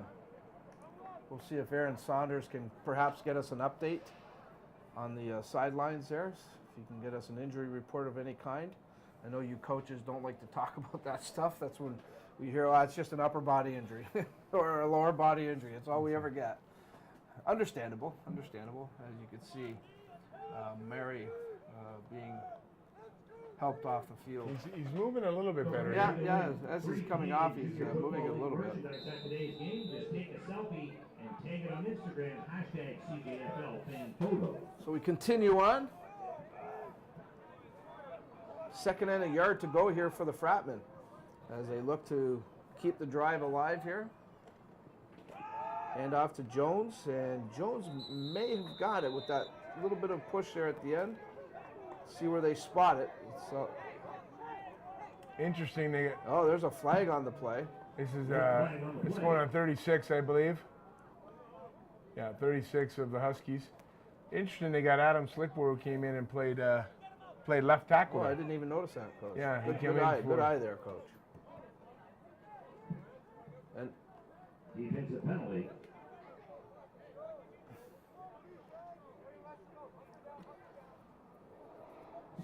Ten-yard penalty. Again, there's a young man just losing control. You're up 20-0. On the 53-yard line, and that brings up another. That helps the Fratmen, though. They give the Fratmen a first down. I think they had it anyways, Coach, but gives them a little more field. They've crossed the midfield stripe into the Edmonton end. Riem out of the shotgun. Looks, now he rolls to the left, looks downfield. He's going to tuck it under and hustle out of bounds as he was being chased there by Brett Vander Corpet. He's gonna have about 5-6 yards here. Yeah, good scamper there by Riem. So the Fratmen taking advantage of the penalty here, keeping the drive alive. And I'm sure Coach LaChance would love to see some points put up on that board. That could only help the confidence.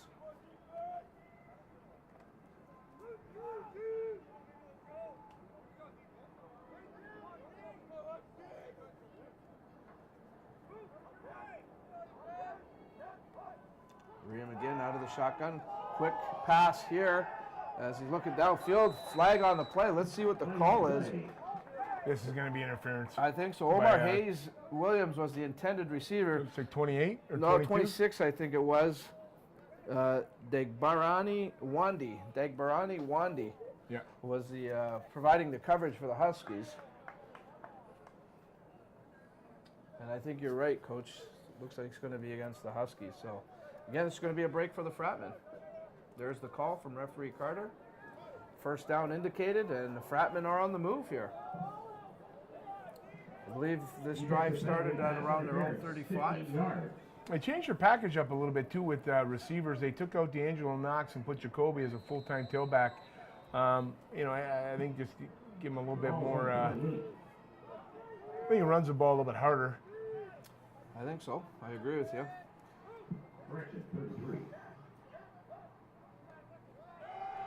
Oh, cut, slipped on the turf. Yeah. Jones loses his footing that time.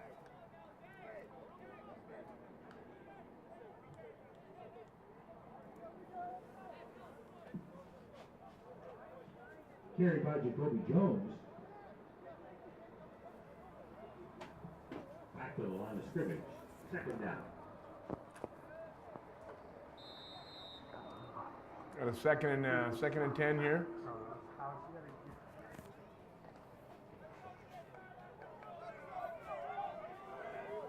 Second and 10 for the Fratmen.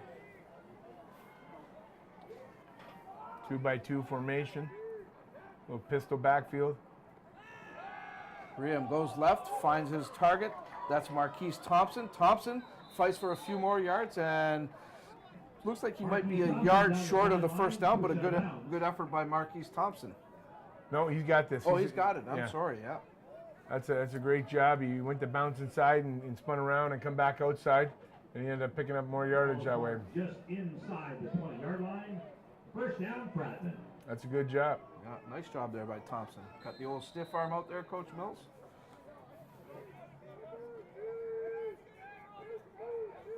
First and 10 for the Fratmen. Great drive going here. Nice effort here by the Fratmen. Taking advantage of a couple of penalties as well, much like the Huskies have today. That time, right away, the Huskies plug up the hole. D'Angelo Knox running the ball there. Here comes Jacoby Jones back in the game.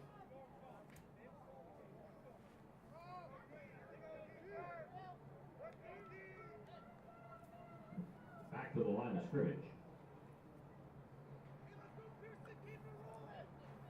So we're going to call this second, I guess we're going to call it second and 10. Nothing gained there. 6:50, just over 6:50 to go and counting down here in the third quarter.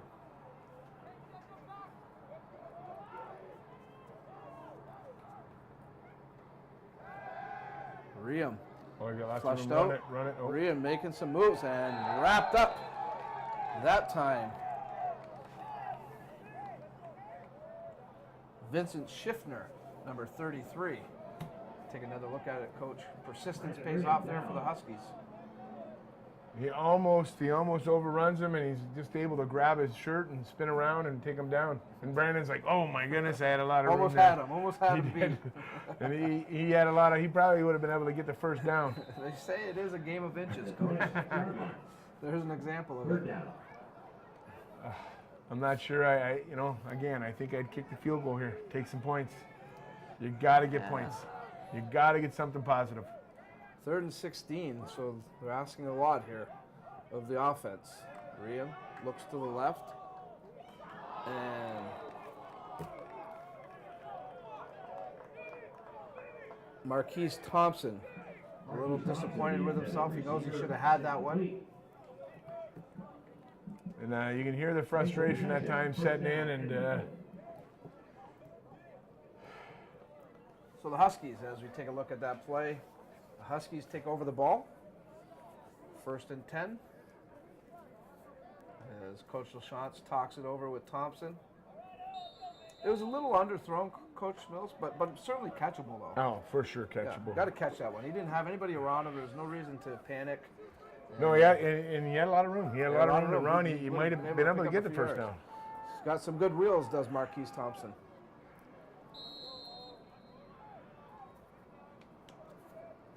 No, it's again, I think you just got to find a way to get some points, just to get some type of positive. Because once you get your first points, usually it's, Middle for a gain of 3. Second down.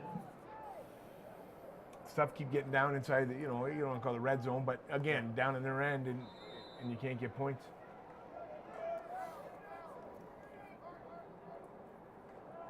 Lonhart over the middle. Oh, Bergensen just couldn't haul it in. That'll be a change of downs.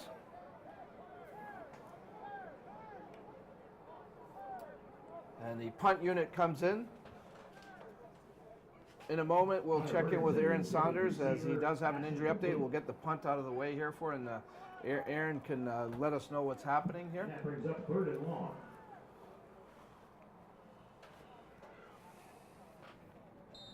So the Fratmen defense again do their job, coach.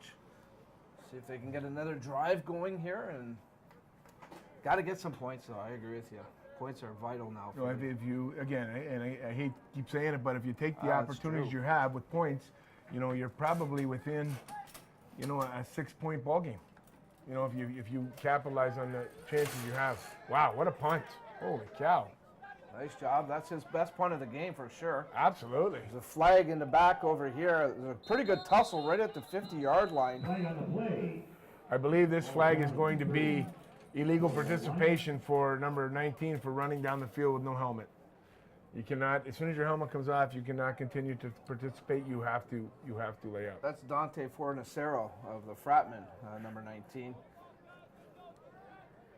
So we'll see what the call is. But right now we have a chance, Coach Mills, so we're going to go down to field level. Aaron Saunders, I believe, has an injury update for us. Go ahead, Aaron.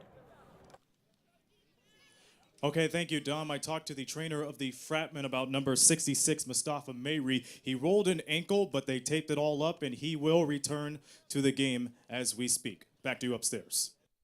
Good stuff, Aaron. So it sounds like Mustafa Mayri just rolled his ankle, Coach Mills. They taped it up, and as Aaron indicated and reported, he's going to come back into the game. So that's good news for the Fratmen. We're still going to hope that Aaron can grab something with the Huskies. I'm sure everyone is concerned about Chase Elwood, number 53, who's had an outstanding game here this afternoon. Yeah, he has not returned yet. Equipment, 15 yards. So that's what the penalty was. Participating without equipment, that's what the penalty was. They got Jacob Benson, who's been playing D-line, now playing that left tackle spot. So it's, I don't know if they're just rotating guys to. Trying to do whatever they can, I guess, Coach, to make something good happen. Riam's going to go for another run. He's close to the first down. Looks like he got it. Brandon Riam with the carry. Out of bounds about the 40-yard line.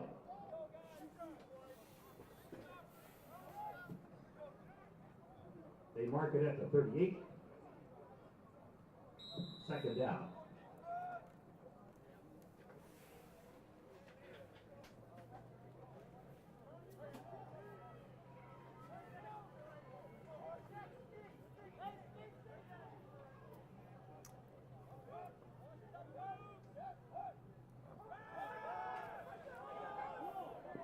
Long Paul here. What a catch. Hauled in. Oh my, what a reception there by Devin Woods, number 12. Biggest play of the game so far for the Fratmen. A nicely thrown ball by Riam and an equally great reception by Woods. Woods did a fantastic job slowing up to actually draw the penalty. He slowed up and let the ball fall over in front of him and reached out and made a fantastic catch. Tremendous concentration. I was just going to say that, Coach. Tremendous concentration. I see in the back of the field here, there's a golf cart, and it looks like they're escorting number 53, Chase Elwood. He's being taken to the, there you can see right there. So obviously Elwood's day looks to be done. We don't know how serious the injury is. We're going to check with Aaron Saunders to see if he can get an update, but not a good looking situation there for this fine football player, Chase Elwood. Watching him walk off the field, my guess is I would probably say a broken wrist. He is really holding on to that wrist. Or somewhere in the lower arm. Yeah. We have another player down on the field, another Edmonton Huskies. So not only was this a costly trip for the organization financially, but maybe personnel-wise it might be a little costly here as well. Where this guy's laying, I'm not sure what the injury could possibly be. I mean, he was, I believe it was the guy covering. Yep. It was the guy covering Devin. I don't know what they're looking at. It looks like they're. Is he winded? I'm not sure. I'm wondering exactly. if he's winded, Coach. That was my first thought. Like, I don't know if there's maybe anything. the way he fell, and you just get that wind knocked out of you. This is Brandon Mellon. Yeah, he seems fine. He seems fine. I mean, I think it was just winded. I think you called it right, Coach. You fall hard on that turf, boy. It knocks you, and that wind just comes out all at once. So, hey, one of the new exciting programs to watch on WE-TV, Infotainment with Tony Bruner. A lot of great entertainment stuff, not only with the worldwide celebrities. Tony brings it all. She even gets our local people that are doing things in the arts world, also the entertainment world, musicians, events, everything. It's a great program. It's every Wednesday. A new show is put together by Tony Bruner and our head producer, Darren DiCarlo. One of the great new shows ongoing here at WE-TV. Tune into it every Wednesday, a new edition of Infotainment with Tony. Certainly glad to have Tony Bruner on board with us. Great show here on WE-TV. Riem drops back. Riem now being chased, gets away. Riem gets the pass off. A nice job by Riem as he finds Ben Dagoose. And that's going to be a first down for the Fratmen. Actually, it's Degas, I should say, with the catch. And the sticks move, and the Fratmen will have a 1st and 10. Looks like they're going to spot it at about the 13.5-yard line. Great job by Brendan eluding I think it was number 1 here. Number 1 just tries to get him. He skips his feet a little bit, gets around him, waits for the guy to come up, and then hits a wide open Ben Dagoose, or Degasse. And he's just about ready to break it, and he goes down on a knee. Yeah. The Husky player just got enough of him to bring him down. Here we go again, back in the red zone. Here we go again, though, Coach. You're right. You were reading my mind there. Like, boy, we've been here before. See how the Fratmen handle it. They're going to go right for it at the end zone here. Again, that pass intended for Marquise Thompson that time. Looked like they're just looking for man-to-man coverage and hoping Marquise can beat one guy. 26 was Degbarani Mwande, the coverage for the Huskies, and he was he did a nice job of coverage that time. Just over 2 minutes to go here in the third quarter. The Huskies are still in control here with a 20-0 lead over the Fratmen. The Fratmen have shown good signs, though, Coach Mills. There's been some very impressive moments for the Fratmen. They just haven't been able to stay consistent and sustain it, and at times have shot themselves. They've been down here probably 5 times today. Yep. Minimum. They've had their opportunities, no question about it. Riem's going to keep it this time, and the Huskies defense, 3 or 4 of them step up nice and strong. That time it was Vincent Schiff. And they're going again. Schiffner. They're going again here.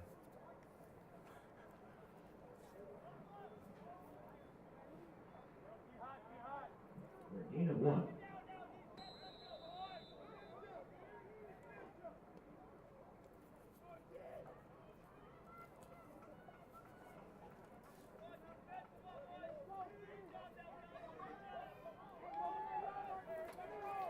Third and 9. Been there, done this one. Coach LaChance. Very intense on that sideline.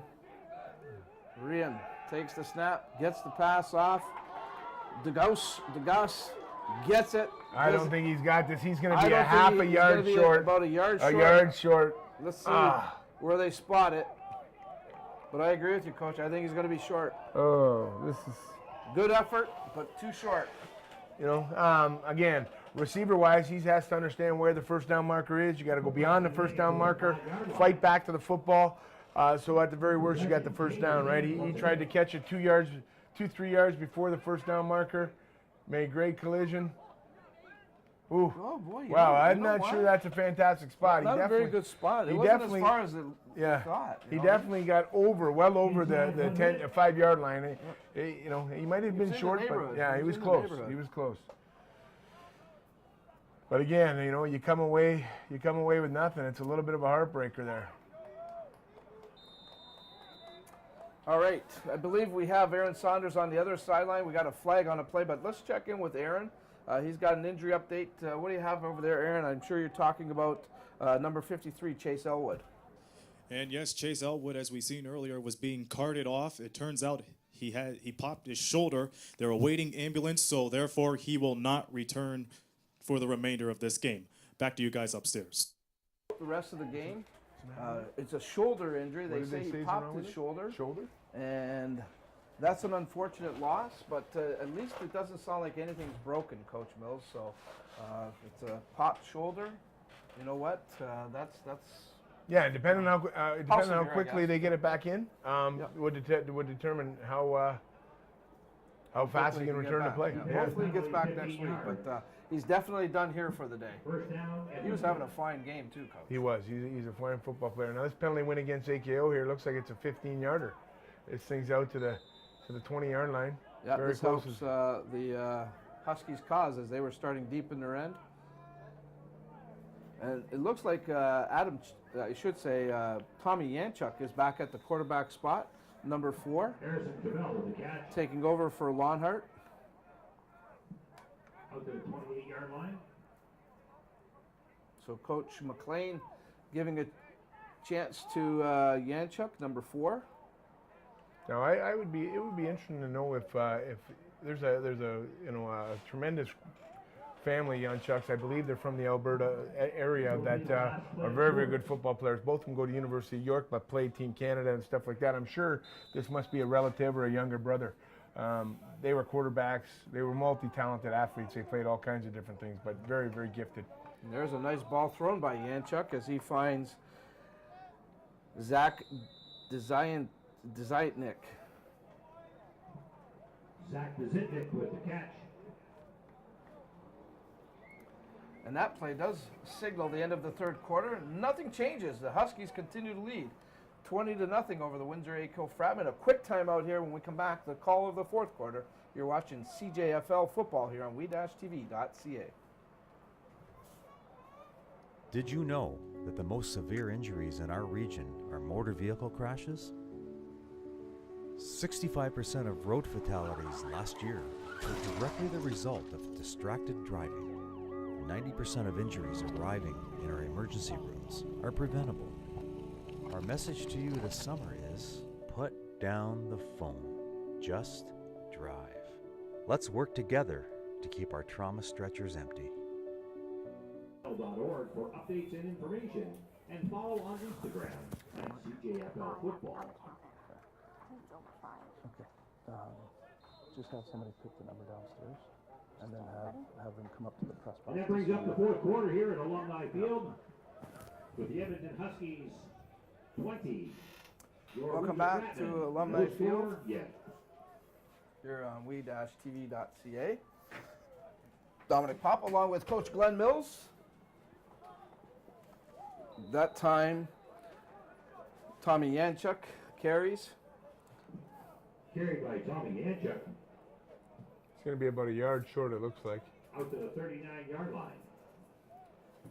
Oh, they're giving him the first, sorry. We're calling that a first down. Oh, yeah. Aaron, you're going to do an interview and then you go.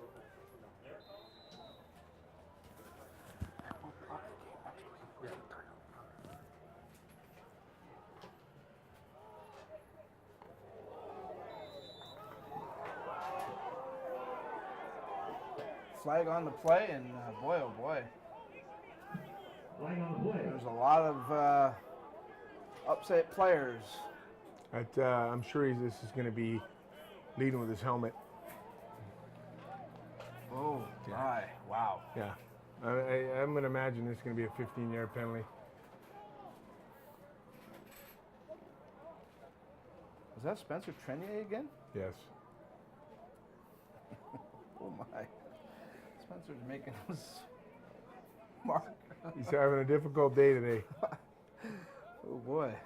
I think he's trying to talk to himself in the middle of the field right now. He's just trying to. He's definitely having a difficult day. Coach LaChante's not impressed. He is just Coach Lassance is just hot on that sideline right now. I'm not sure what he's upset about, but I think he's pretty hot. And the crazy part is he probably should take the young man off. Like, if you're upset, take him off, talk to him, because I think he's a little out of control. Well, Trenier stays into the game. 1st and 10.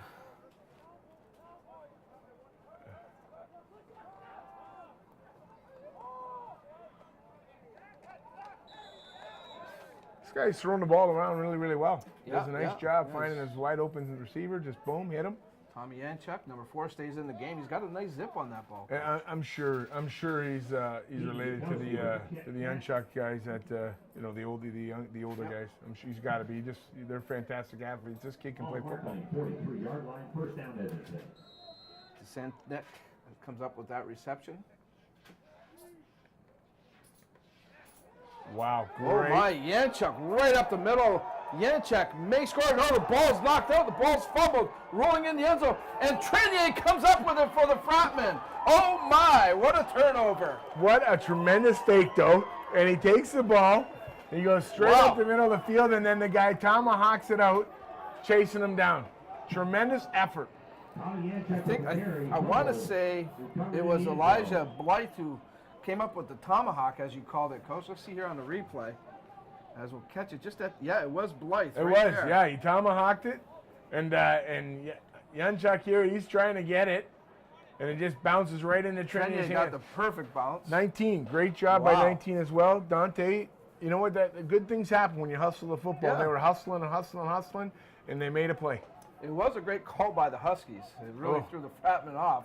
Faked me out, but that's not saying much. That's that jet motion that they run again, right, into number 9, and then he just pulled it and ran it up the field. That's something they must have been looking for, and said, listen, they're just chasing the jet motion. Let's hit it right up the gut. And this guy's a much more dynamic runner than the starting guy. Lonhart. Yeah. But the Fratmen, as Coach Mills, show some hustle, and it pays dividends for them. They get the ball back and avoid more points being put up against them. Here's Riem rolling right. He's going to run it out of bounds. I tell you, number one continually takes the wrong angle, and poor Brandon is just making him look bad. He's just getting around the edge every time. Yeah, you're talking about Donovan Bergmayer. Like, watch him here. He takes an angle. Like, all he's got to do is keep coming flat down the line. Instead, he just keeps going right down. He does. And Brandon's fast. Brandon's an elusive athlete, and it's just not going to happen. Sure, that'll be reviewed on the videotape. Absolutely. Like, just flatten down the line of scrimmage, and you'll maintain that leverage. You have him at the line of scrimmage rather than give him a 5-yard gain.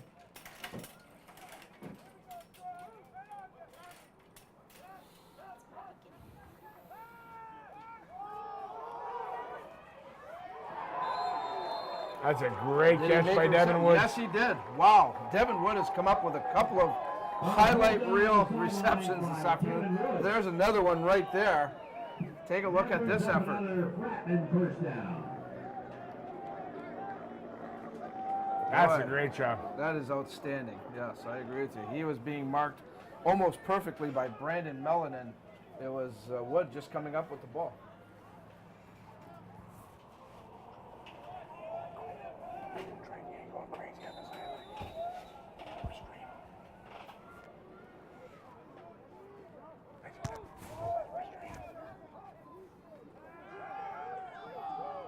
Pitch pass here.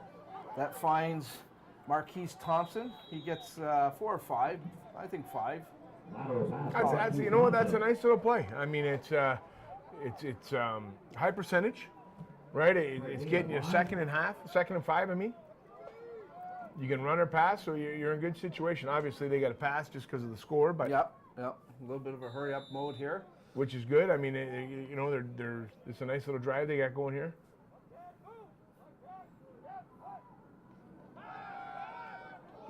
Riem. I don't think Riem got the pass off that time the way he was hoping. It looks like he kind of lost the ball at the end. And you're looking again, you're on the far hash, throwing to the far sideline. It's a 40 to 45-yard pass.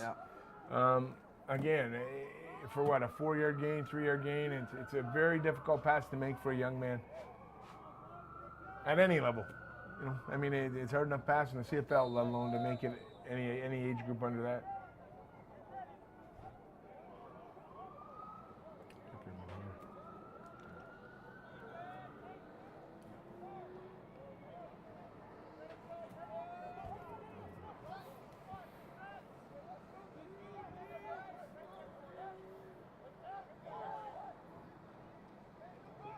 We saw this play earlier on. Thompson takes it, and he takes a pretty good stick. He's going to be short. He's going to be short about a yard. I think you have to go for it here anyways, Coach. Down 20-0. Now, I see the Edmonton coaches they're complaining because what happens here is he can come down the line of scrimmage as a wide receiver, but he has to stay on the line of scrimmage, and he bellied way earlier because he has to come all the way back behind. And I think he was yelling at the ref right now about That's him Coach McLean right there. About him not being on the line of scrimmage, which is, you know, again, the right call.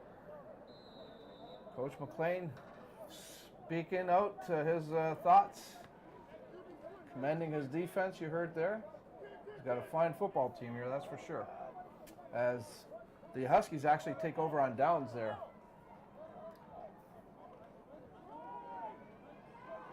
Lonhart's back in the game at the quarterback spot. Yeah, it's a little bit of.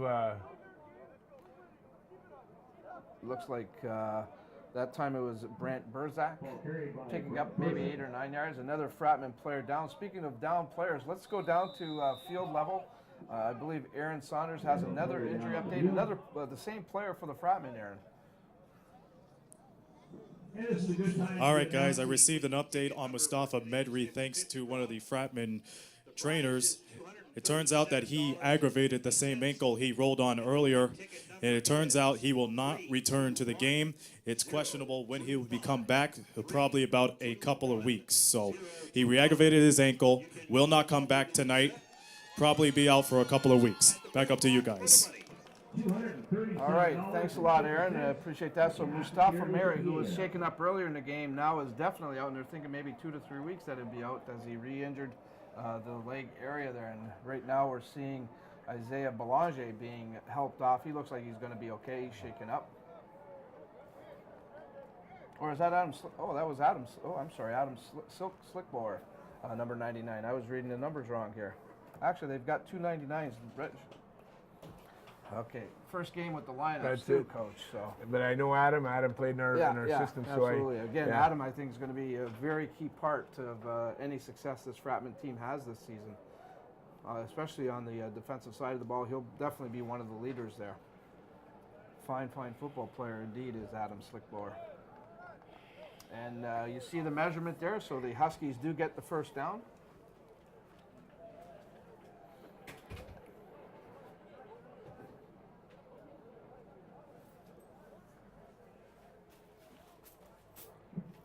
The ball is marked on the 52-yard line. First down, Edmonton.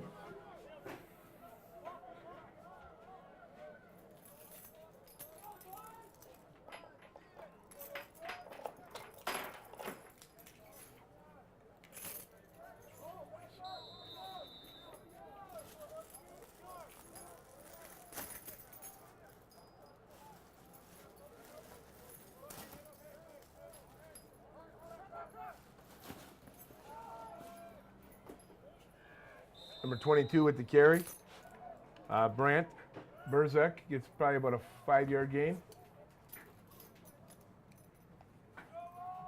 Brant Burzak with the carry.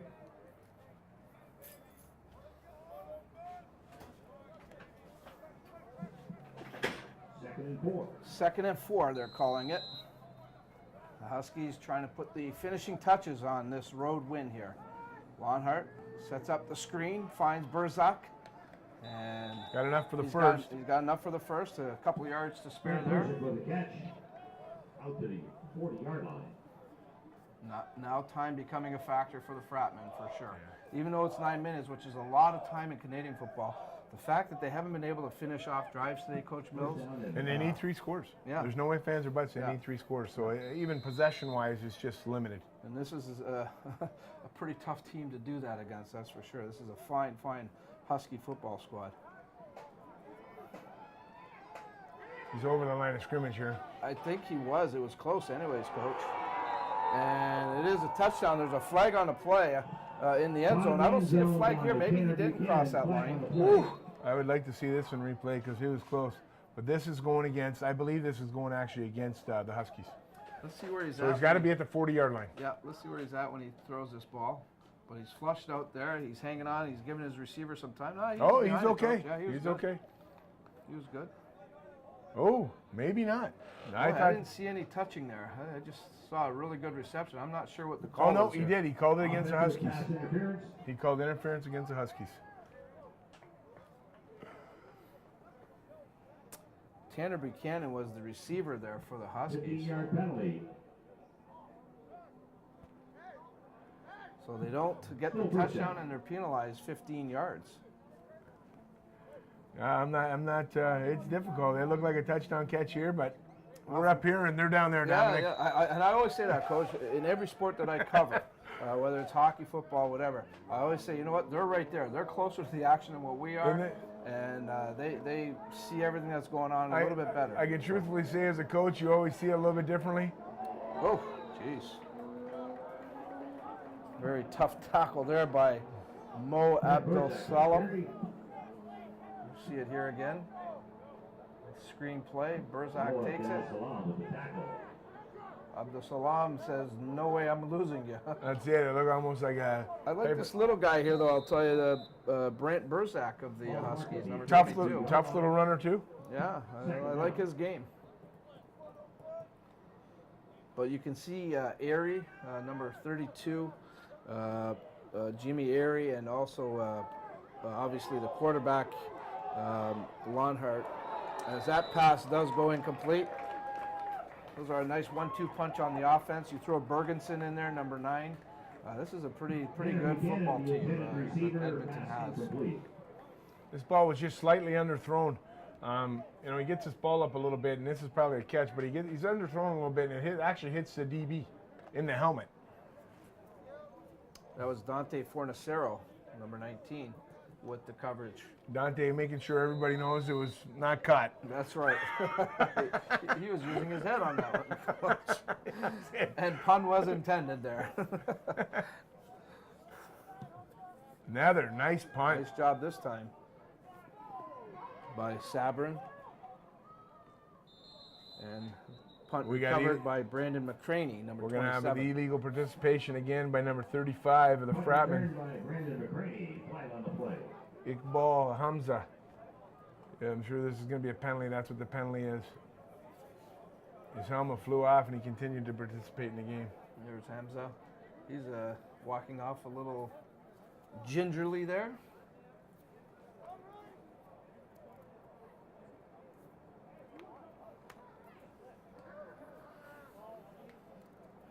This penalty doesn't help him here.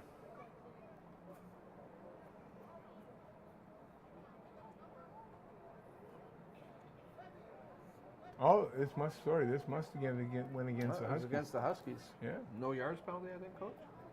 Oh, it could have been. Could have been. I didn't see what referee I Carter didn't see what he did either. That would be my guess. That's pretty common with punts.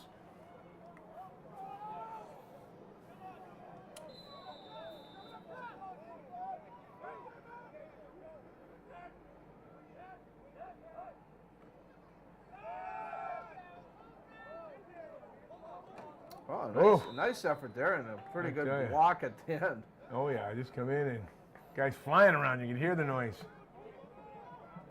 Jacob Benson, number 40, making his presence felt. Jacob is a very large individual, Yeah. and he's actually an outstanding offensive lineman. I was surprised when I seen him on defense. I was fortunate enough to coach all three of the brothers. You don't see a large family. Zach, Dan, and Jacob. I mean, are all probably 6'4", 300 bills. Yeah, they're very, very big kids. I'd like to see that food bill. Graham pitches to Knox.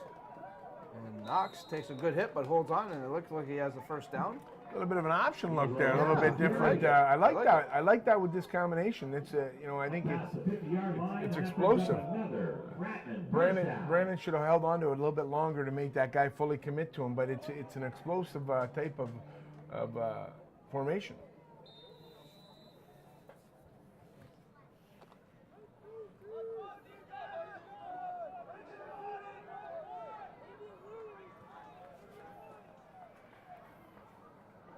Riem sets up.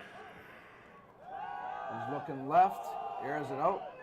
This is Thompson who's open, flag on a play, but Thompson was able to come up with the reception and first down for the Fratmen inside the 20. That's definitely going to be interference, face guarding. The young man didn't even attempt to make a play on the ball.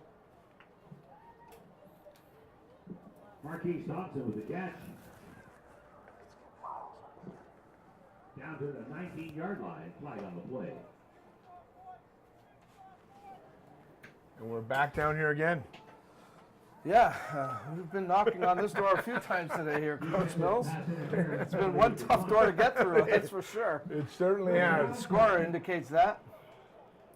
Let's see what they can do with it this time. 1st and 10, it looks like they're at about the 19-yard line of the Huskies. Riem looked left, now he's going to try to scramble. Riem still up on his feet. Riem gets a block. Riem now will hustle out of bounds, and he's able to, dig up 2 yards there for himself. That's a great effort. He almost got, whacked it pretty good a couple of times and spun out. Here he is, great presence here. Boom. He starts heading this way, changes his mind. This guy misses him. This guy misses him. Number 1 gets, Jacoby slows down 1. 27 again, saying, oh my God, I got to get him. And then 15 coming in and finishing the deal. And it was Brendan Mellon that finally forced Riem out of bounds. I tell you one thing, these Huskies, they get to the football. They're flying around the field, they're hustling. They got some pretty good pursuit there, that's for sure. And it's exceptional for the first week. That's one thing that teams usually struggle at as the season goes along. You get better at it. But their angles have been pretty good.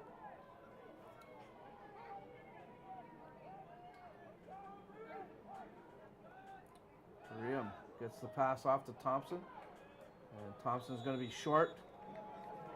Now, we've been talking about it all day here, Coach. You're down 20-0. Just over 5 minutes to go here.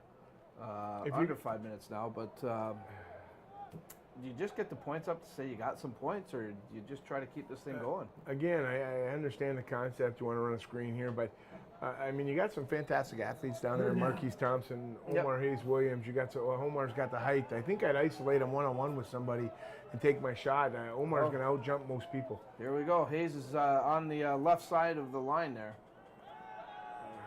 Riem trying to buy some time now. Oh, we got a flag on a play. That usually indicates holding back there.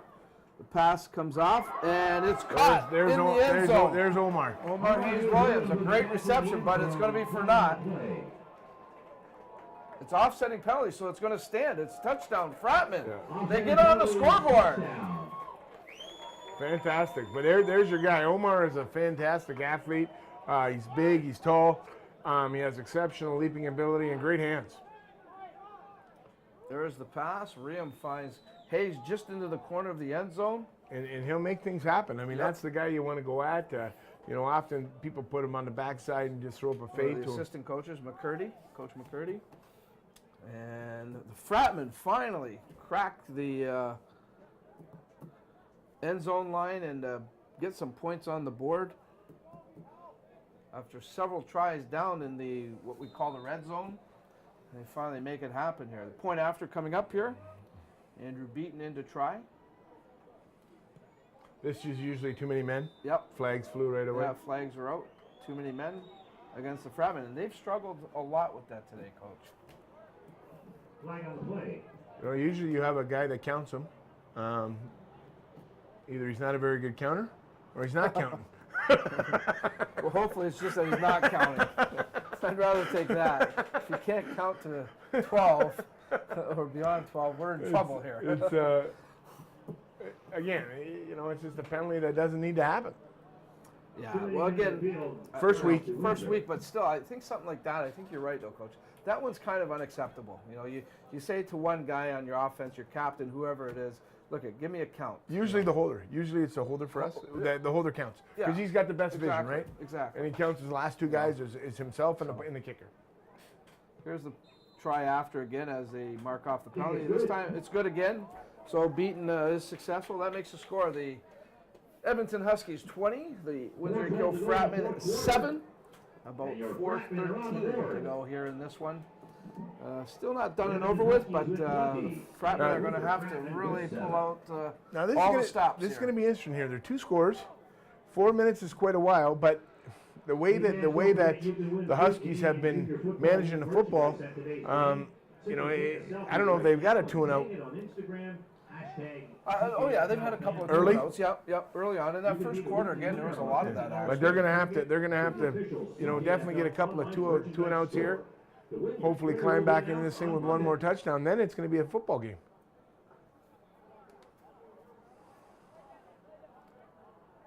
I'm not sure why they're kicking off from 35. It's that's from the penalty earlier on. That's right. Sorry. Yep. It's tacked on to the kickoff. 10-yard penalty. I know that one, Coach. I wasn't thinking. I had your back that time. That's it. I had your back that time. So. And what do we got here? Again, they had too many men on the field. They had to send the guy off. I wonder if I'm just thinking maybe an onside kick. Here, I think it's too early. My too thought, early and plus with this penalty marked off. Yeah, like you're talking, they're getting the ball at the 50-yard line. Yeah. You know, maybe even worse. Yeah, the defense has played pretty well today, to be honest with you, the Fratmen defense. So I do not know why they continually switching back and forth here. They're definitely confusion. Well, maybe they are going to try something here. The way the Laces are facing, my guess he's kicking this deep left is my guess by the way the Laces are facing. We've got a discussion here with the officials. Head referee Bruce Carter there in the white cap. I'm not sure. Actually, Alex Jemmy. Alex Jemmy, I'm sorry. Yeah, here comes everybody. I think they're taking Tim Horton's orders, maybe. Ah, well, you know what? Post game's not too far off, so. You know, I don't know what they're doing. I've never, like, it's bizarre that they're gathering exactly right here at this time. I'm not sure. It's I'm a wondering kickoff. if they're discussing maybe the penalty and how it should be assessed here. I'm not sure. But yeah, I apologize to Alex. Today's game is brought to you in part by Windsor Chapel Funeral. I've called him Bruce a couple times today. Bruce does act as a head referee often. On many occasions. Often, yes. They're both quality referees.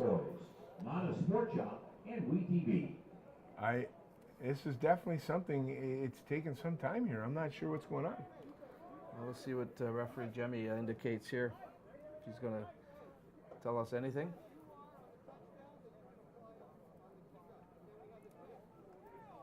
Explaining it to Coach Mike LaChance. So now they're moving the ball up, actually. They're going to spot it at the 50. So there was a UR on the touchdown, right? And then there was too many men, which is 10 yards. So it's coming up 5 yards. You know what, Coach, now I'm thinking maybe an onside kick here. They must have forgot about the UR initially. Yeah. So a little bit of a break here for the Fratmen. They got a different type of formation. I like their formation set up here. They're assuming an onside kick. They're assuming an onside kick's coming here, but I think he's going to kick this deep myself. Kind of mid-range, actually. This is Erie, who's had a good game here this afternoon. Okay, they need a 2-and-out here. That's There's no ifs, ands, or buts. They need a 2-and-out. Punt return by Vincent Schiffner. Out to the 34-yard line. Actually, no, that was Erie that returned it, I believe. Yeah, 32. Yep. Schiffner wearing, of course, number 33, but it was indeed Erie. Public address announced Schiffner.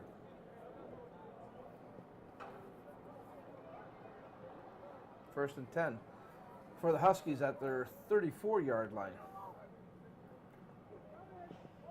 Lonhart finds his target. That's Tanner Buchanan, and then Buchanan tacks on a few more yards. Very, very interesting. You know, you're up 20-7. Some people would come out and run the football and keep the clock rolling. These guys firing the ball around. He's just playing. He's playing football. That's right. And it's just you know, it's different. It's different to see. Traveled a lot of miles. They're going to get their money's worth here, Coach. Throw that ball. And hats off to the CJFL for getting this going, to take this initiative, to get these interleague games going. I know there's, I believe Ottawa's going out west to play a game, the Sooners. So this is great for the fans, great for the players. Again, I know I've enjoyed as this thing has come together, and hats off to the CJFL.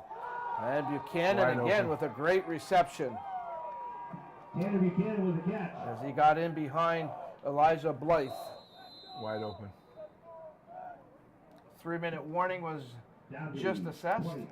I'm not sure what Elijah was looking at there. He just allowed 6 to run right by him. I'm sure it's man coverage in this situation. Ball all the way down to the Fratmen 25 now. Any more points could be crucial because it's going to just add a score, right? That's the problem. If they score here, Coach, we're going to say this one's done. Any type of score, and it's going to be very difficult. Here's Erie with the handle, with the carry. Jeez, still pushing hard. What a great effort there. Second effort. He's just shy of the first down. No, they're marking. They're saying first down. Boy, you got to love to see that if you're a coach. Keep those legs pushing. Again, very impressive is Jimmy Erie, number 32. He is a load. To the 15-yard line, first down, Edmonton. This is a good first test for the Fratmen. I know Coach LaChance and Coach Morency, they've as that ball looking to the end zone, that was intended for Christopher Edmond. A lot of jostling there for the ball. That was. Well, you could hear the Edmonton coaching staff asking for a flag. I mean, we've seen some. I think we thought may have been calls and they weren't called. Yeah, that's right. But there was calls definitely that were made that perhaps should have been made. There was definitely again, it's always easy to officiate from up here, Coach. Definitely battling there. That was surprising. Ishmael Johnson was the cover man there for the Fratmen. Second down. No flag, second down. Let's see what they do here. My guess is I think they're going to wing this thing around again. 2nd and 10. They're gonna wing it. 4 to the left side of quarterback Lonhart. He looks down over the middle. Bergenson couldn't handle that pass. Looking for him again, number 9. The intended receiver, pass incomplete. He's made some pretty good catches today, and he's missed some that probably, I mean, they weren't great, but should have been pulled in. Immediately following the game, we'll go down to Aaron Sanders for a quick post-game interview, and we'll wrap things up from the top here and send you off. Again, we want to thank all the good football fans out west that tuned into the game today. Hope you enjoyed the broadcast. And we wish the Huskies good luck this season. They have a fine program there, and certainly was a pleasure to host them here in Windsor. Field goal attempt is up and through. It's 23. Cole Sabrin is successful. That will make the score of the Edmonton Huskies 23, the Windsor OK Fratmen 7. Still 2 touchdown scores with 2 two-point conversions. It is a feat, but still possible. Well, you even need more than that, Coach. No, that would tie it. You're right. Yep. So it's doable, but I wouldn't bet on that one here, Coach. Gonna have to move quickly. Not to take away from the Fratmen. I like what they bring to the table here. I know Coach LaChance and Coach Morency are still counting on some other players getting into camp with them. They haven't had the camp that they were hoping for as far as numbers, but this team looks like they'll be fine after they get a couple of weeks under their belt. I see some pretty good potential to work with there for the Fratmen. They definitely have some explosiveness, several positions. They just got to kind of, retweak things and then just fine tune things. But again, you know what? Overall, for the first day or first game, lots of offense. Lots of offense. Yep. Clean up the penalties. Oh, for sure. And they're going to be all right. Yeah, I do believe that was a factor in the game today. Untimely penalties really cost the Fratmen at times. That pass almost picked off. It was intended for Ben Degasse. Ben Degasse, intended receiver, pass incomplete. Once again, we want to congratulate the Morency family. They have brought into a new baby boy, Matt Morency, and his lovely wife, Ashlyn, have made Mr. and Mrs. Morency a grandfather. So no doubt he's got no choice about being a Green Bay Packer fan. But congratulations to Miles Morency and welcome to the Fratmen family.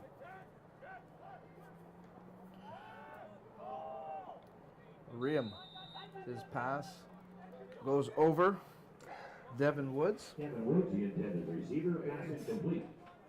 I'm not sure, you're down 16 points and you're throwing 4-yard, 5-yard passes that, you got to press the field. You got to get down the field. You got to make things happen. Third down. Third down and 10.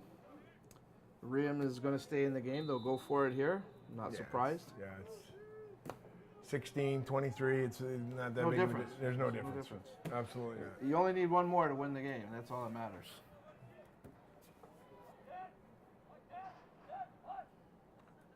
Riem, straight drop back, looks over the middle. He overthrows his receiver, Degassi. That's intercepted by Justin Hudinsky, number 10. And Hudinsky picks up his blockers. He's still up. Hudinsky all the way down. He's still going. And Holy finally, cow, what a taken great down. return.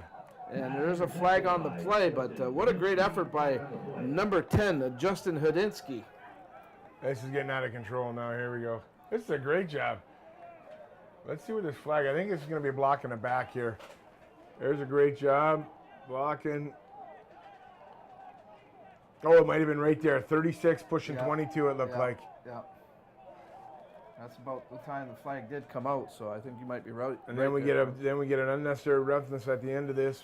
So I think they're going to end up sawing off and referee Jemmy gets the indication. Wait for his call. It is against Edmonton. both ways.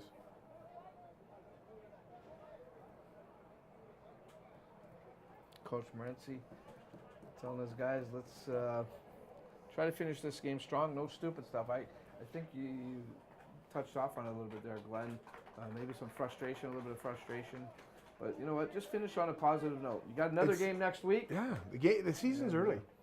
The season's early. I mean, Yeah, you know, that's one game. and It's one you game. go out and get kicked out of the game by being silly and foolish, and then you're out at another game, and then now you're a quarter of the way through your season, and you got to have self-control, and it just doesn't help your team. It doesn't help anybody to lose control and take penalties. Coach LaChance will get things worked out, no doubt about it. He works hard at this, and he'll look over the tape, and I'm sure he'll address things, if not tomorrow, Monday, when they get back to practice. Hand off to Burzak. Brandon Burzak has had a good afternoon here. It'll be a pleasant plane ride home for the Huskies. Our next broadcast, again, next week, the Niagara Raiders, formerly the Burlington Braves team, they've restructured there. They're now the Niagara Raiders. I believe they're playing out of the St. Catharines area. There's a beautiful stadium down there, Kiwanis Field, Yeah, I think that's what they're playing out where the of. Niagara Spears play out of. So it's a very nice setup there. So we'll be here next Sunday, 2 p.m. Kickoff from the Alumni Field. Hope you can join us for that here on WE-TV. This is gonna be a penalty on Matt Chamberlain. Very, very weak penalty if you watch this. Matt does a fantastic job running the man down, and the guy ducks, and he ends up ripping his helmet off because the guy ducks, and he gets it's gonna be a 15-yard penalty, unfortunately, down to the 1-yard line. But the guy ducked, wasn't intentional, and it's just they're gonna send him. They're gonna give him a 15-yarder here.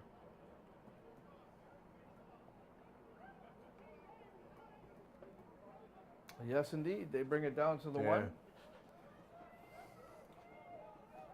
So let's see if the Huskies put the finishing touches to this victory here as Lonhart right under center here. He keeps it just like he did earlier in the game, and touchdown, Edmonton Huskies. It's all academic at this point, Coach. You're right. But again, there's another one that results from a penalty. Penalties have been extremely costly. Like at least minimum 2 to 3 touchdowns today. Yeah. You We know, don't have access to the numbers, unfortunately. Yeah. But boy, I'd love to see just the yardage and the number of penalties. It's got to be the number of penalties got to be in the double digits for sure. Oh, for sure. If it's minimum 100 yards. Yeah, Minimum. I would agree with you. Been some very I almost thought I was back at the Canada Cup. I think when two teams, we had 34 penalties. Oh my! Between two teams, one game, and I was like, wow, never How long seen did that game take to play? It was outrageous, honestly. little bit of a 33 marathon penalties. I think we had 18. And I think they had 15. And I told the officiating crew if they wanted to get on television, they probably could have came earlier, and I could have got them an interview rather than throwing flags all the time. But some of the remaining fans here, a good crowd here to take in this game at Alumni Field. A lot of them, of course, have left, but some of the diehards are still here. And again, we thank them for their support of Fratmen football. Hopefully, they'll come back again next Sunday. The Fratmen will be defeated here. They will regroup, no doubt. As this fine Husky football team. Thank everybody that made the trip with the Edmonton Huskies to cheer on the team. yeah, it sounds like they had a good crew. I hope you enjoyed this afternoon's game here at Alumni Field.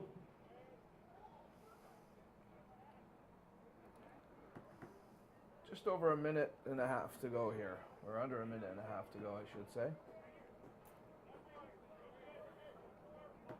As mentioned, we'll check in with Aaron Saunders right after the game, get some post-game comments, and we'll get our final comments from Coach Mills, his thoughts on what took place here this afternoon, and then we'll send you on your way for the evening.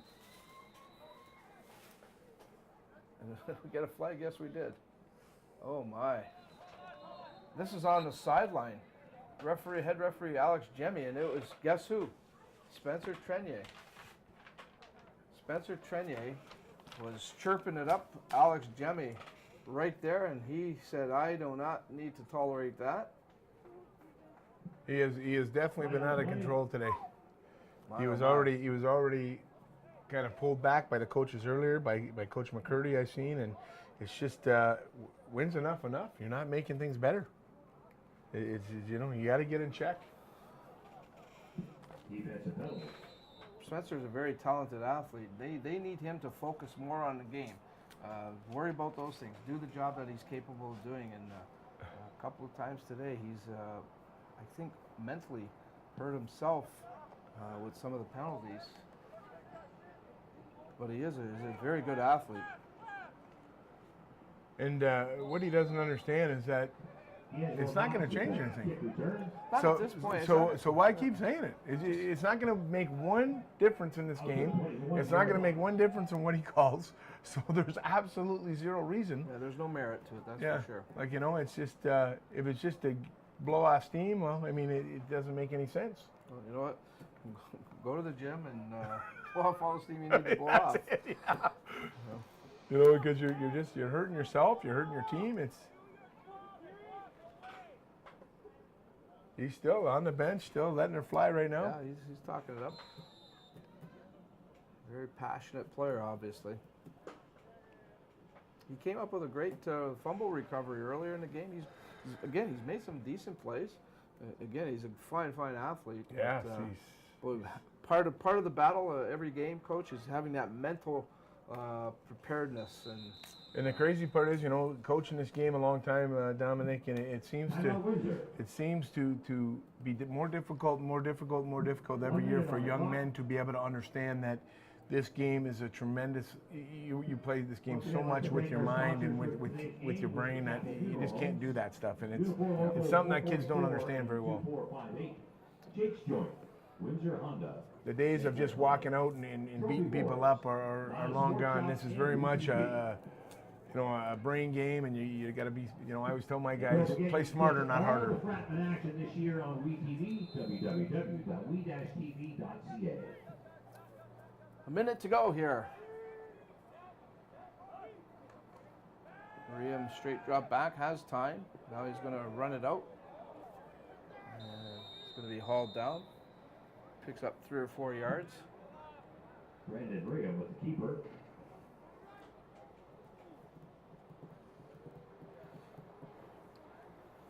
tell you, this Huskies team, they still got most of their starters in here. These guys are still getting after people. This game's over, and they're still battling. Number 1 still on the field, 48 still on the field, 36, 33. Those guys are still playing hard. Yep. Again, earlier, Chase Elwood, number 53 of the Huskies, was taken out of the game, suffered a shoulder injury, so hopefully nothing too serious, and we wish him a speedy recovery. As well, number 66 of the Fratmen, Mustafa Mary, was taken out of the game with a lower body injury, Coach Mills. So I'll do it for the coaches. That pass is complete as Dominic Damas gets his first touch of the game. Dominic Damas with the catch.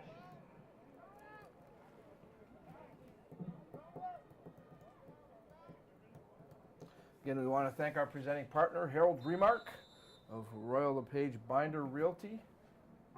Harold Remark, an outstanding realtor in our area and an outstanding contributor to many sports programs throughout the Windsor and Essex County region.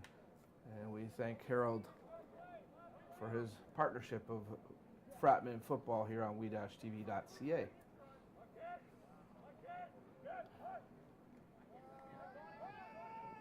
This will be the final play of the game, unless there's a penalty, but this should wrap it up. Riam's going to run it out, and that's it. That'll bring the final whistle.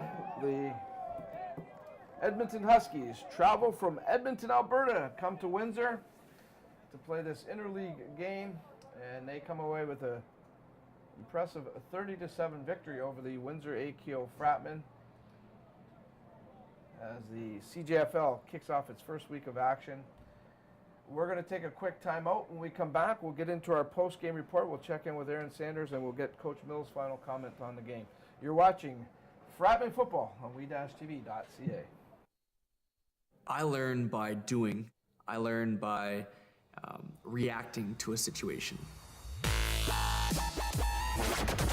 St. Clair puts me directly into my industry. I'm dealing with real patients, real life situations. It's not just theory, it's not book work anymore. I choose to take control of my future and my path to St. Clair College. I choose to be here.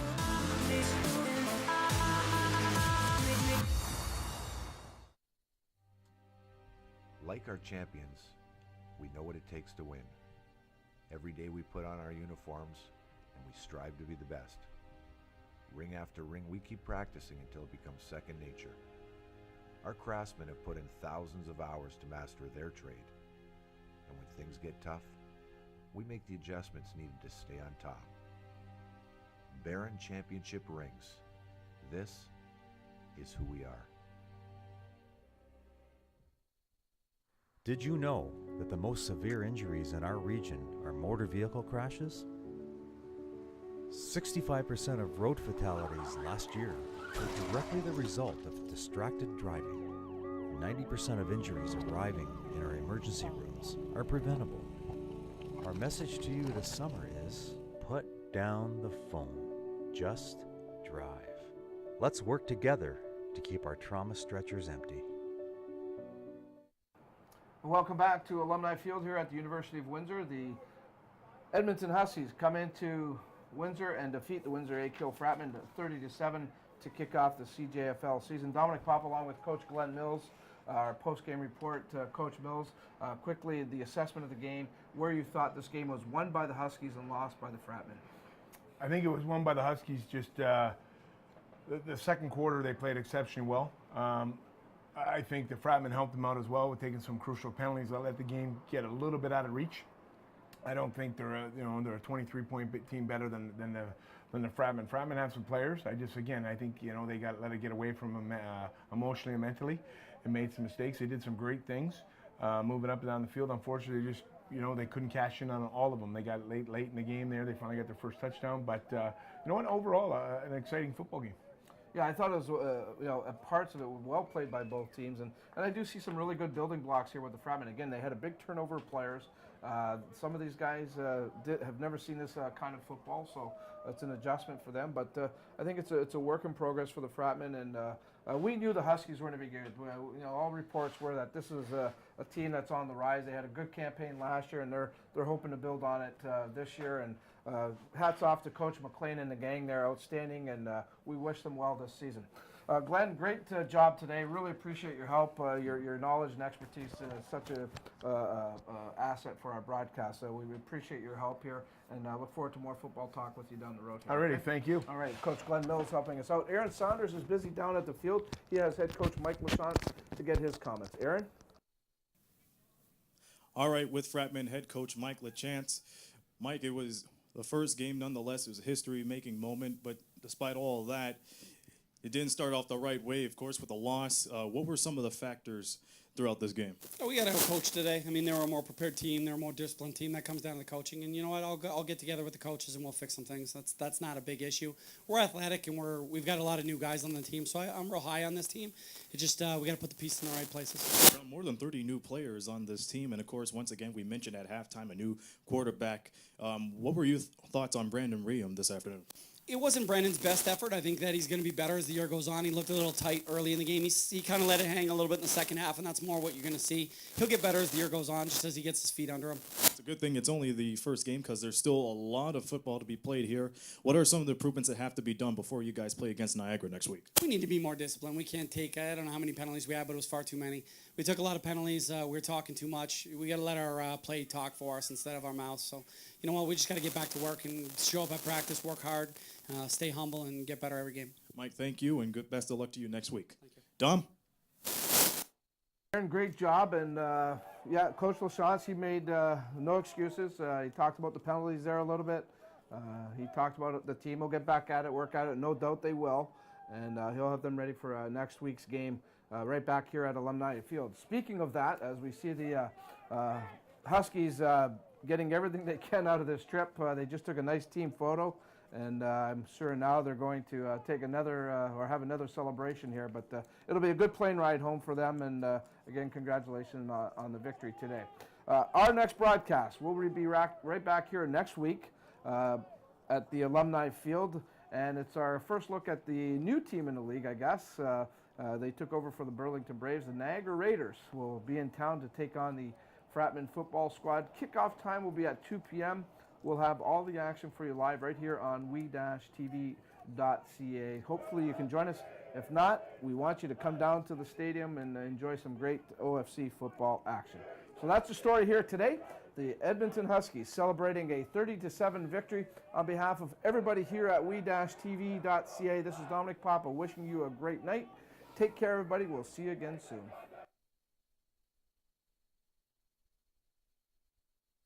It's new, it's fresh, it's innovative, it's WE-TV, Windsor Essex Television, and you can watch it anywhere. www.we-tv.ca